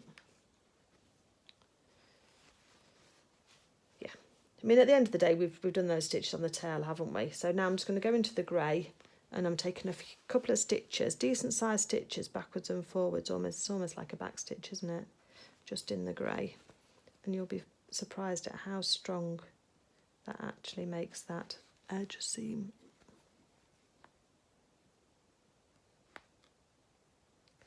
So a little bit of a back stitch in several places, and then what I'm going to do is then bury my thread into the character. So by doing that, so all I'm going to do is I'm happy here now, so I'm going to take a stitch just in there, and then I just poke my needle. Don't lose your needle. Poke your needle through the character, so I can see it coming out just there. And it's going to leave a nice long tail. So then pull that through. Scissors off the floor. And then I just put a little bit of tension on the thread and snip, and that just pulls the thread through. So there we go. We've got a lovely solid head there, and it's straight Clementine as well. So we've achieved a good thing there. So let's get on, and we're going to do the legs next. So let's get ready for sewing on our legs. Okay, so we need to go into our haberdashery kit. Excuse the crinkling. And we are looking for this clear elastic thread that we've got in the kit. If you've not got clear elastic thread, then I would suggest you use either some upholstery weight thread. I've got some in a brown colour, which isn't going to work for this character. But you can get it. I think it is oh no, hold on a second, let me just find it and I can tell you. So this is it. This is the it's a Coats Epic thread. I don't know if you can see there, 050 I think is the weight of it. But if you can just see where I'm pulling, I'm really pulling on here, and I can't snap that. So that's the thread that I use to attach my arms and my legs, usually. So if you haven't got a kit and you're working with what you've got in your stash, then this would be an investment for you. Obviously, we can buy it in a black or a white, because this although you're not going to see it, I suppose, so I could use that colour, but because it's going to be cinched into the side, and we're not actually using it to sew any buttons on, because Reynard and Clementine don't have any buttons on the edge of their legs. But anyway, so I'll pop that to one side, because that would be my top tip. Let's go back to this elastic thread. So we need our legs here, and we need them, we've got our buttons, our safety pins through the shanks, through the holes on those, the bits of wire that stuck up from the self-cover buttons that we can feel in there. We're going to thread our needle, and I've used the tapestry needle because that's the one with the biggest eye. I did try the medium size one and I couldn't get the elastic thread through the eye of that one. Put that to one side. Okay, so the first thing that we're going to do is we've got a nice long length of our elastic thread. I haven't cut any off, I'm just going to cut it off at the end. First of all, we're going to work out which leg goes on which side. So you want the safety pins to be touching Clementine's body, okay, so that she's got toes up in on both of these sides. Let's just fold that one that side and that one this side, and then we'll know where we are. So we need to take a stitch through where the safety pin is holding that piece of wire, but you want to make sure that you can feel the wire over the top of your needle. So don't take your safety pin out until you can feel that. I can feel that, so I'm going to pull that through. And now I know that the elastic thread is holding onto the shank of the button, so I'm going to take the safety pin out because that is anchored. Don't take the safety pin out until you're sure that you've gone underneath that piece of wire, because you're going to have a bit of a job trying to find that to stabilise it down again. Now I measured a place on here. Obviously go, if you've still got your tailor's tack, then go with your tailor's tack for where the leg's going to go, your needle's going to go through your body for your leg. But I was about 1 inch in from the white, and then I was 1.5 inches up from the bottom seam just here, and that kind of gave me the right place. So let's go through, and then let's just now make sure we're going to get in the right place. So to measure it, if you put a pin in at 1 inch across, just stick your pin in, and then you can then measure 1.5 inches up from that bottom seam, and then just readjust as you need to, and just double check a couple of times just to make sure you've not got yourself off kilter. Yep, I'm happy with that. So now the point of my needle needs to come out where the head of that pin is. Okay, I've got that. So now I'll take my pin out, and I'm sure now that those are equal either side. So I'm going to pull it all the way through, making sure not to pull the elastic thread all the way through so that I lose my place on this leg. Oops, getting tangled up. And then we're going to go back to this leg now and go under where that safety pin is holding. Just depress it slightly on one side if you need to, and then we could take the safety pin out of here and do that. Oops, if we can. Of course we can.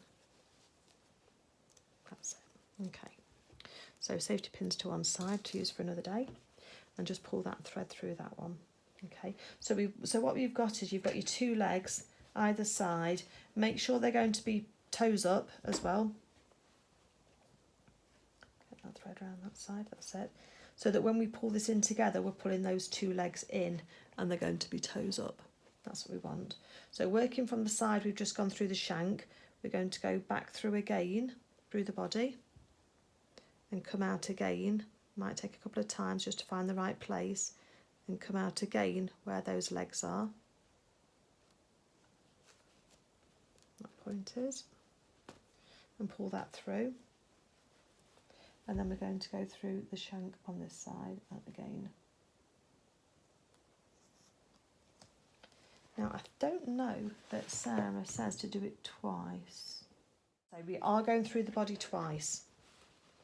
That was I just wanted to check. So we've gone through the leg again, top of the leg again, and we can start and cinch this in a little bit with our legs. Just be careful, you're going to get yourself in a little bit of a tangle. Well, I am anyway. You might not, you might have got it all sussed. I'm just trying to take out some of that excess thread so that we know where we are.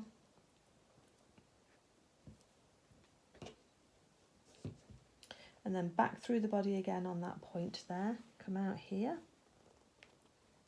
So basically all you need to remember is you need to have the thread going through the shank of your buttons twice on each side, because that's what we need to secure this on. So through the shank of the other button again, and through the other button again, and then back through the body again to where we started. So we want the 2 ends to be on the same side so that we can knot those together. So just compress your body slightly, just squish your body like this if you need to find where you're going through. Right, take that needle off so it doesn't ping out and flick me in the eye. Make sure you've moved everything out of the way so you're not working over the top of pins. And then we're going to start and now pull these in together. It's quite stretchy, but it seems to be quite strong. I can see that pulling in. We're trying to pull these 2 sides of the threads in now so that it kind of pulls those legs in. They're very floppy legs, I have to say.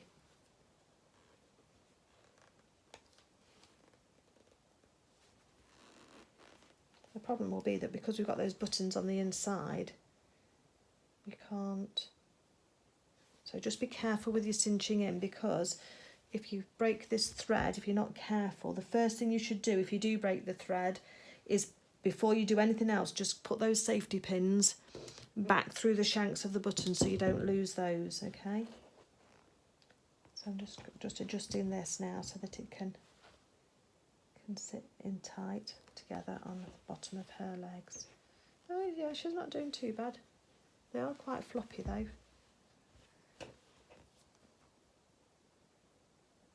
A little bit more tension. Okay, I'm happy with that. I can see that that looks slightly depressed in on the edge there, and when she's sitting, there's enough to hold her to sit up. So what I'm going to do now is separate out my 2 lengths of my thread, and typically I'm right in the middle, aren't I? I've not got a nice length to be able to save. Okay, and what I'm going to do is I'm going to do a knot where you pass your one side through the knot twice. Now I find that actually, when you cinch that in together, it seems to grip the thread better than one. Because if you've ever done one of these kind of knots, I've just got my finger through the hole at the moment, and you only do it once, you'll know as soon as you let go of your other side, the tension starts to loosen off. But if you just wrap your thread over twice before you then pull it in tight, and we're wanting that knot to be really hidden in tight in there, and then I'm going to do a single version of it to knock that in place, but that seems to grip it, it doesn't seem to undo then, so pull that really tight as well, and then I'm going to do one more knot as well just to hold that in place. Now what I am going to do is I am going to cut this off with a little bit longer, because we're going to bury those ends inside, so again hopefully that'll give us a bit more support as well. So I've got about 3 or 4 inches here, just enough so I can thread my needle and use that. I'm going to save that for another day. Then I'm going to thread this needle up, tapestry needle again, with the 2 ends of the plastic thread, and then I'm going to move the joint out of the way and go into the body,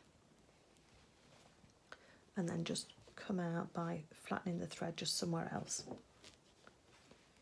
And then what we can do is we can just take our needle, push it inside, and then we should be able to just grasp hold of that thread through there, and it just pulls that plastic through until you can't get it to go through anymore.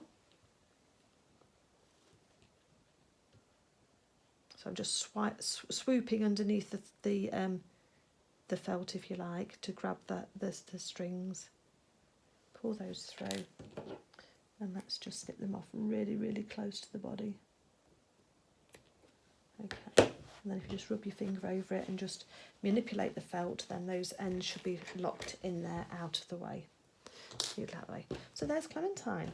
She's sitting up quite nicely, isn't she? Let's put your whiskers right. I need to trim these as well. I think they're far too... She looks like one of those Asian kung fu people, doesn't she, with a long whiskers. So I do need to thread those, sort those out. But yeah, she's sitting up quite nicely as well, which is great, so unsupported. So next thing we're going to do now is going to fix the arms. Let me just get my things together for doing that, and we'll pop the arms on.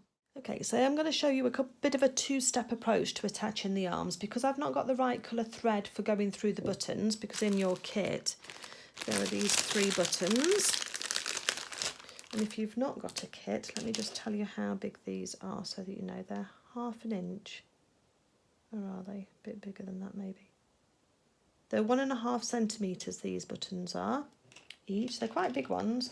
And these are going to sit eventually on the side of the arms like that, without flicking off, and just hold those arms onto the body. And that's the same way the legs could be attached if you've not got the elastic thread, or you didn't mind having a button on the edge here. Then the other way that you could do that is you could attach the buttons in that way, by going through the body that way, and you'd be cinching it in from the outside here. And again, it's down to your personal choice as to what you would prefer to do. So that's what I'm going to just do now, is attach these. So I'm going to do a 2-step approach. The first thing I'm going to do is I'm going to attach the arms with this really strong thread that I've got first. And then once I've gone through a few times with that, then I'm then going to knot that off, change into a different thread, and then I'm going to attach my buttons. So it might be a different approach to what you've seen before. It's similar to what I did in the Luna video, but this is just, again, a little bit more belt and braces for that. So let me just get my items together and we'll get started. So for this next bit, use your doll needle or your tapestry needle, and you're going to need quite a lot of thread. Probably got about 2 meters of thread there.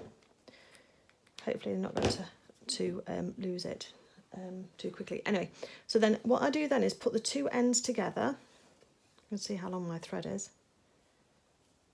And then I'm going to thread those two ends through the tapestry needle, and then put that together with the folded edge. So just follow all that all the way through. So you can see that what we're doing is quadrupling up that thread.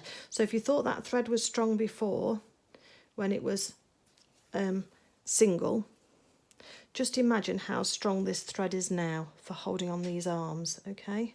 So it is really good thread.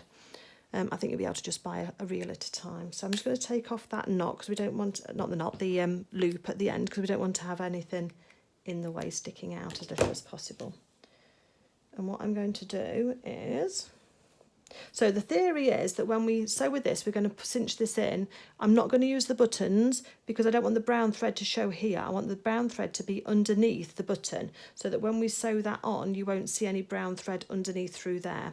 If you see a little bit, I'm not too fussed, because I'd rather go for the strength of the arm staying on than anything else. So what you will need to do now is just take your arms and just make sure that you've got them so the thumbs are up, and put them either side of a leg so that you know where you're working with.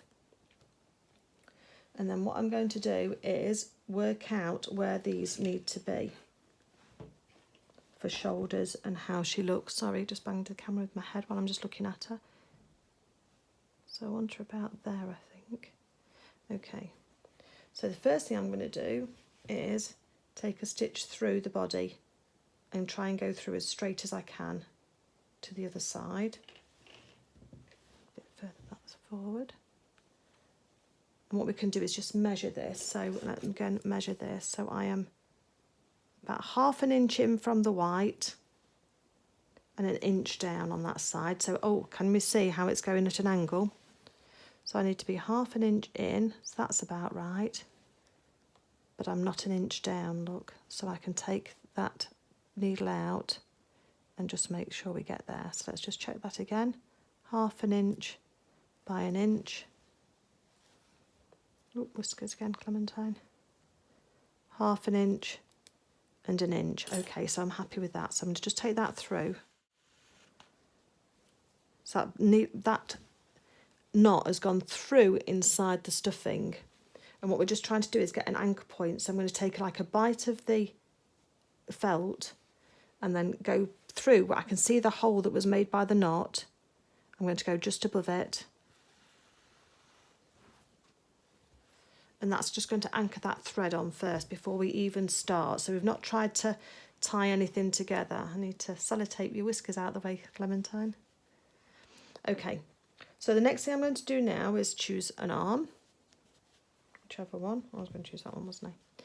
And because we've come out, I'm going to go through the arm roughly where I want to be. So it's in the centre of this like top socket bit here. Make sure that's coming out about the same in the other side. And again, if you're not sure, just think where you would want your button to be if you were sewing that on. So yeah, around about there, that's fine. We're not sewing the button on though yet. So again, just make sure your threads stay together. And at this point, we're just going to take a bite of the top of the arm. So we're catching some of the stuffing and some of the felt, and then coming back in again. And so we're not directly on the same hole that we were before. Okay, because we want to add strength to this, and then we're going to pull that in. Then go through the body separately, again taking a little bite of felt as we go through, not directly on the same place, and you're coming out in this pretty much the same place as you were before. Now you can start and cinch this in a little bit. Put a little bit of pressure on, and that'll start and cinch it in. Take your other arm, and we want the thumb up when we're sewing these, so that she's sitting with her thumbs up. and we're going to go, this is the inside edge, so again we're going to go in the middle of this socket joint here and come out level on the other side as well. And then we're going to take a bite of our top of the arm and coming out so that we're not on the same, so you're just trying to add strength by not having it direct, you want to catch some of the felt so that you've got something to hang on to, because if you go through the same hole again, you've not got anything to hang on to and your thread could just pull straight through. So again, let's just do this again so that we're right. And now we're going to go through the body again taking a bite of the felt. And we're going to come out, we're going to pull this arm apart slightly, and this is where it's easier with fabric because it's a little bit stronger than felt is, and come through this side here. And I'm going to go through the arm again, just ease it away slightly. We can cinch it in later with the grey thread, can't we, if we want to. Just want to make sure it's kind of attached nice and strongly. If your character's going to a child, the arms are going to be the arms and legs are going to be one of the bits that they really hang on to, I think. There's my buttons. So that's why I like them to be nice and firmly on, just in case. And then now we've gone through this arm again, I'm just going to go through, but come through pretty much at the underarm. So there's Clementine with her arms, and they are slightly jointed, but this thread is super, super strong. So then what I'm going to do now is take a couple of stitches in the underarm area, hopefully you can see, in the underarm area, and just go backwards and forwards through a bit of the felt, just to kind of knot off this thread really, and give it a couple of stitches just to hold on to. So still trying to keep it hidden in that underarm area.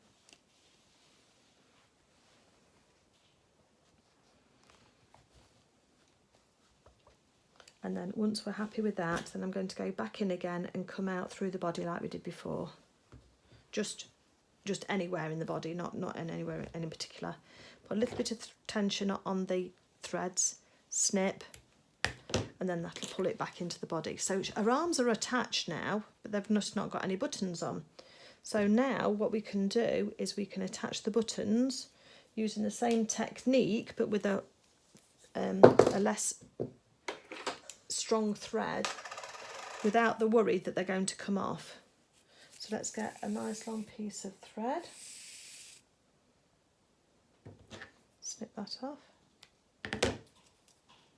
Same needle, and I'm just going to use the two ends, raw ends together. Oops, on my thread, where has it gone? There it is. So put those two together and through my tapestry needle. So again, I'm going to quadruple this thread. So each time I do a stitch, we've got 4 thicknesses of thread going through, if that makes sense. I'll show you in a second. So that's my raw edges. The cut edges of my thread through the needle once, and now I'll put them back together at the bottom here and make sure the loop and the ends are together, because that makes sure it's nice, and you just want to make sure, just run your hand along just to make sure those threads are the same way. Let's do our quilter's knot. There's a skill builder video on my channel about how to do a quilter's knot, because that's a nice easy knot to do that makes a nice end to it. So let's just snip this off here.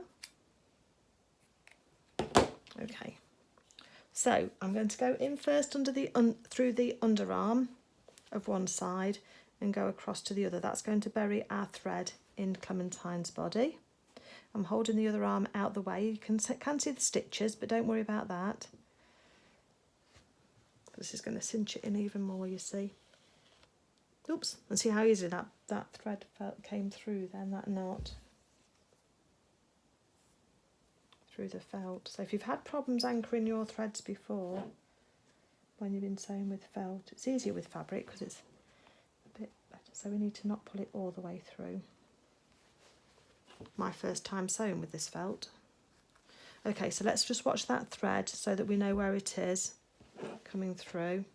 Make sure the stitches are even, and we're just going to give enough pressure on it just to pull those stitches in. So I know it's gone into her body now, so I'm going to stop pulling. And I'm going to ease her arm out and go through the arm and come through in the centre of where we had our other stitches, pretty much. So that's just gone through the arm. Now I'm going to take my button and thread my needle. Oh, it's not going to go through. Oh, best laid plans. Check your buttons first. Okay, so all I'm going to do now is snip this thread off my tapestry needle and change over to my other long needle. So yeah, I've got another one. It's the medium sized one in the kit. You're going to have to be careful that you don't lose this needle inside your Clementine. Put my glasses on to thread this needle. So you've got 4 ends now going through the needle. If your button will go onto your needle, you don't need to worry about that bit, but that's what to do if it doesn't, like mine didn't. Okay, so I've just threaded the button onto the thread now. Keeping it loose, I can now take a nice bite of my arm and then squishing the body down, we're wanting to come out with the point of the needle in the area of the other arm where the other button's going to be attached. Nope, not got it. That was too high. Right, we need to have a longer needle for this, folks. And I have got one.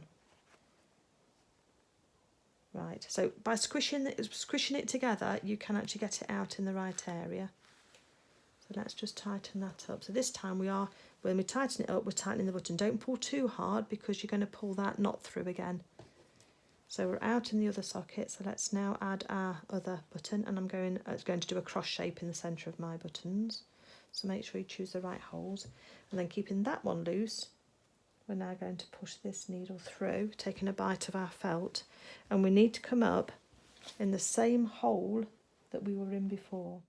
I'm going to change my needle. You might have a different doll needle. If you haven't got any of these doll needles, these are the ones I would suggest you get. These are by Hemline, and I've got 3 sizes in here. We've got a 6 7/8 or 17.4 centimetres, 13 centimetres, and an 8.9 centimetres. And the 8.9 centimetres is generally the one that I use.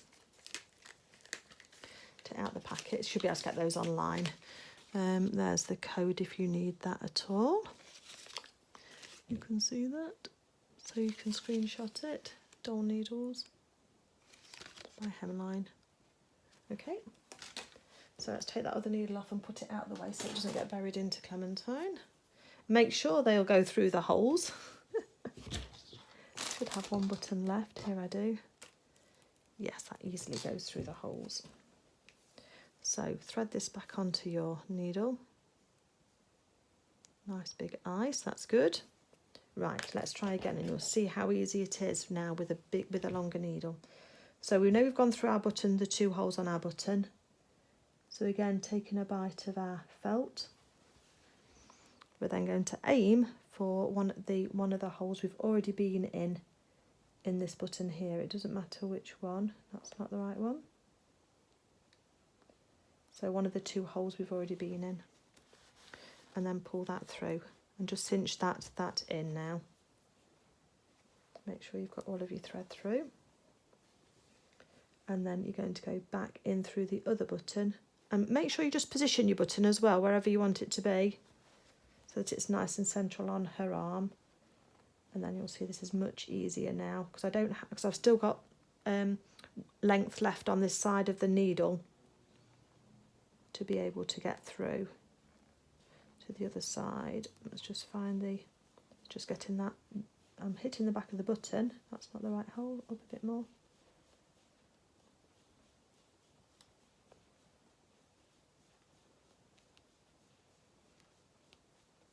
There we go, through we go. And cinch that one in, and now back again.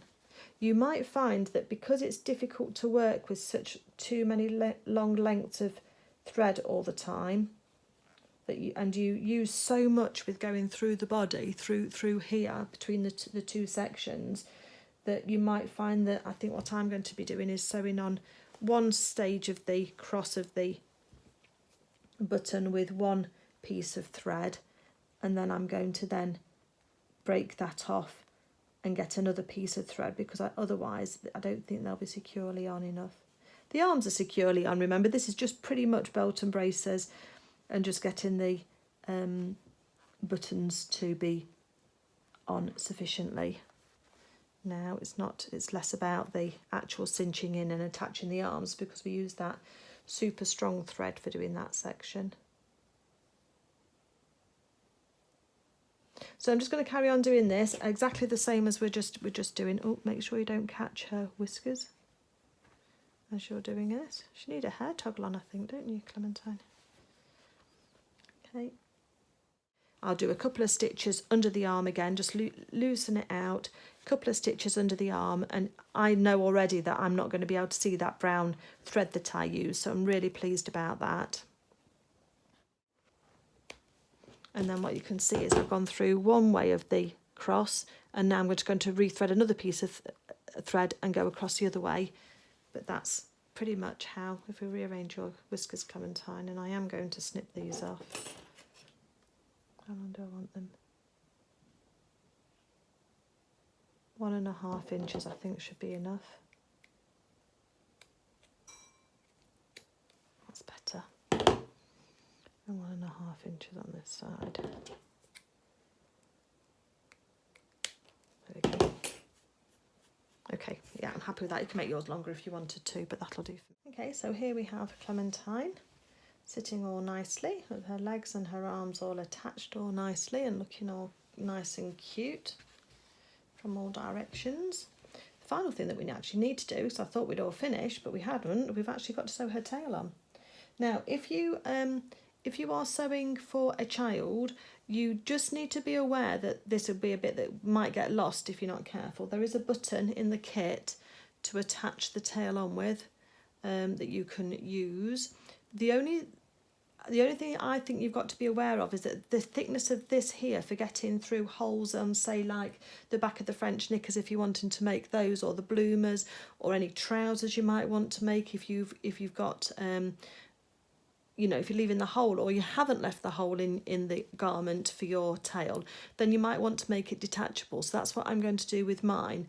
But if you're making it for a child, you don't have that option. You just need to remember to leave enough or test the tail going through the gap before you finish off your garment, just to make sure that it will actually fit through. So I'm going to just put the button to one side for a second, because what I want to do is just sew the press stud on. So I've got some grey thread and I've got these black press studs that I'm going to be using. Let me show you those. You've seen me use these before. Just get these widely available. I don't know what size this one is. It's bigger. I've gone bigger. It's probably half a centimetre or 6mm, because what I want, and you've got to think about what side you want your tail to go to. So I'm going to go my tail to go to that side so that you can put your button on. Hold on. You want the seam to be lying down flat against your work surface, and then I'm going to take a little bite of the felt underneath to anchor my knot, and just take off any threads that are just hanging out. Fetch my spectacles, glasses, and just so I can just see what I'm doing. So it's quite close at work, isn't it? And then holding the, well, actually let's take a bite of the press stud first, like I normally do, just so that we've got it anchored onto our thread and it can't ping off anywhere.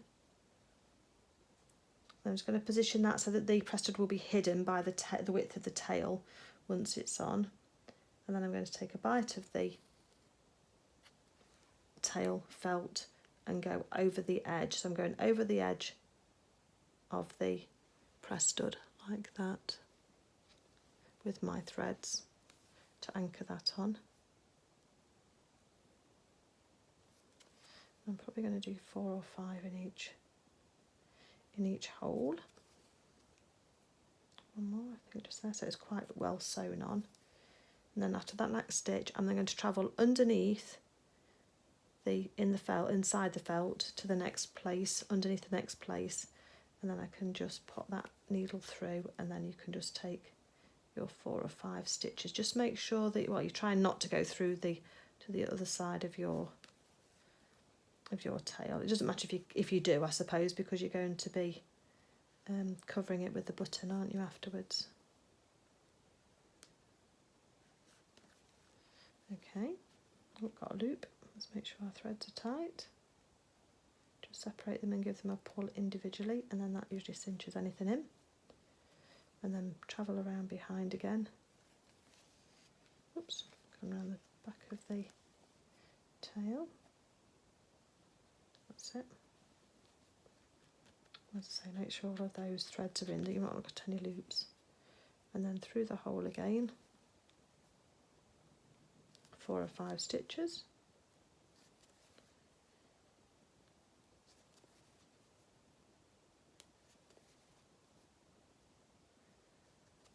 And then onto the final hole, and then that will stitch that on. And then what I'm going to do is then talk about positioning this on the back of Clementine and getting, I'll put a pin in just to mark the position that we're going to pop that onto the back of her, so that makes it look nice. I nearly finished, Clementine, don't worry, we're getting there. And then what I do is just go underneath and just take a couple of stitches with my thread, because you can't really cast off very easily. And so if you just do a little bit of a couple of stitches travelling underneath the press stud, it holds that thread for you without you having to have a knot in the end, because there's no tension on it, so there's nothing that should pull it out.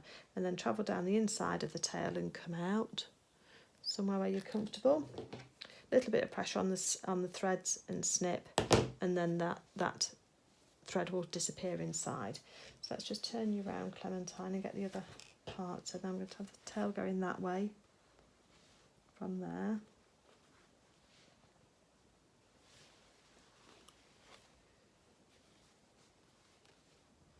So I think round about there. So I'm just put my finger there and get the pin. So I think round about just there. I can just test that again when she's sitting down, when she's standing. So it's quite high, but I suppose I could go lower. Yeah, a little bit lower. That's why we just test it first, just before we commit, because we can change our minds.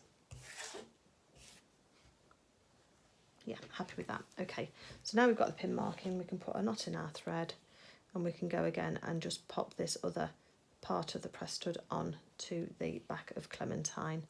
Once I've done that, I'll then sew the button onto the back here, over the top of where the press stud is. So you press on the button and that'll push it onto the mark of there. So let me just sew this bit on, just exactly the same way I've just done, and I'll come back to you for sewing on the button. Okay, so I've just got the press stud sewn on there, so we can now click that on, and that will be enough just to keep it going on. I just followed the line of the centre back for that. It's a little bit, it's fairly robust on that, but it's not too strong. I think if I was making this Clementine for a child, I think what I would do is I would omit the press stud. Where's it gone? Got it. I would omit the press stud and sew the tail on directly. But before I sewed the tail on, I'd choose whether or not to sew the button on first to the tail, and then the tail onto the character, which I think is probably my first choice, or I would sew my tail on and then sew the button on. But I think it's going to be easy to sew the button on first. So let's just position that where we want it to be, over the top of the press stud. Take a bite under here of the thread and just do a couple of stitches in place just to anchor that. So this is me just sewing the button on now. So I'm going to go diagonally across on the holes for the button just to anchor it on, and then we can then work with it. It's not going to fly off, as you know these things have a habit of doing to me. So I'm going to go through the felt first and then pull this in. So I suppose I don't try and just do it the old-fashioned way of sewing buttons where you do it all in one stitch. I think it's easier to separate out these stitches. So go through the button, both holes, and just cinch that in. Just make sure that's going to sit nicely on that. And then through the felt. I'm going quite through the felt quite deeply, because I want this button not to kind of be floating on the top. and then through the buttonholes, or the holes on the button, because a buttonhole is a completely different thing, isn't it? Second threads get entangled. Just catching on the other side, okay. And then back through the felt again, but I'm going quite deep, almost through to the stitching of the press stud on the other side, sort of to give it a bit of an anchor down, so otherwise it's flopping around a little bit. Through the button again. When we go the other way, it'll help cinch it in, won't it? And then back through the back of the tail again. Because the buttons are quite wide, you've got quite a big space to work with on this. That's probably enough going through that way. So let's go through the other hole now. Going through the opposite direction on the holes, diagonally again. And then I'm just holding the button out of the way so that I can just catch the fabric underneath the button, and I'm not trying to come out a hole in one stitch, I'm just coming out through the felt. And then once you're through the other side, then you can go through the holes on your button. Make sure you go through them in the right order, otherwise you'll get a loop over the edge of your button and you have to then start again, and then go back underneath here through the button by just folding it out of the way. And each time I'm doing it, I'm just cinching those stitches in, just so that that button is looking tight and isn't sort of floating in midair. So it seems to want to do a little bit.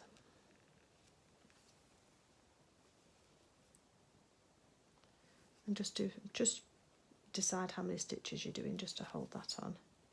And then when you're ready, when you've finished with that, and so if this was me now and I was sewing this on for a child, I would now go through, so the button, and now I know the button's secure, I'd now go through to the other side of the felt, and I'd do something similar to what we did with her head. I would say that it's not going to go there, but say that's where the button was going to go. I would then take a pin, take a bit out of the body, a bit out of the tail, and then back into the body again if you can, to hold it down. And I'd do that on the other side here as well.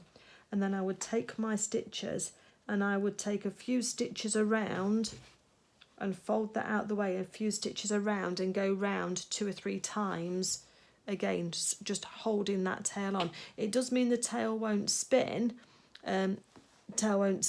for you to lie flat. It's always going to be at an angle, so you've got to choose whether you want it to be flat. And if she's like that, it probably wouldn't knock her over if her tail wasn't too stiffly stuffed, for you to have it just straight down so that it was hanging down when she was standing up. But that's what I would do now, just to attach that on. So for anybody who was wondering how to do that, I hope it's helpful.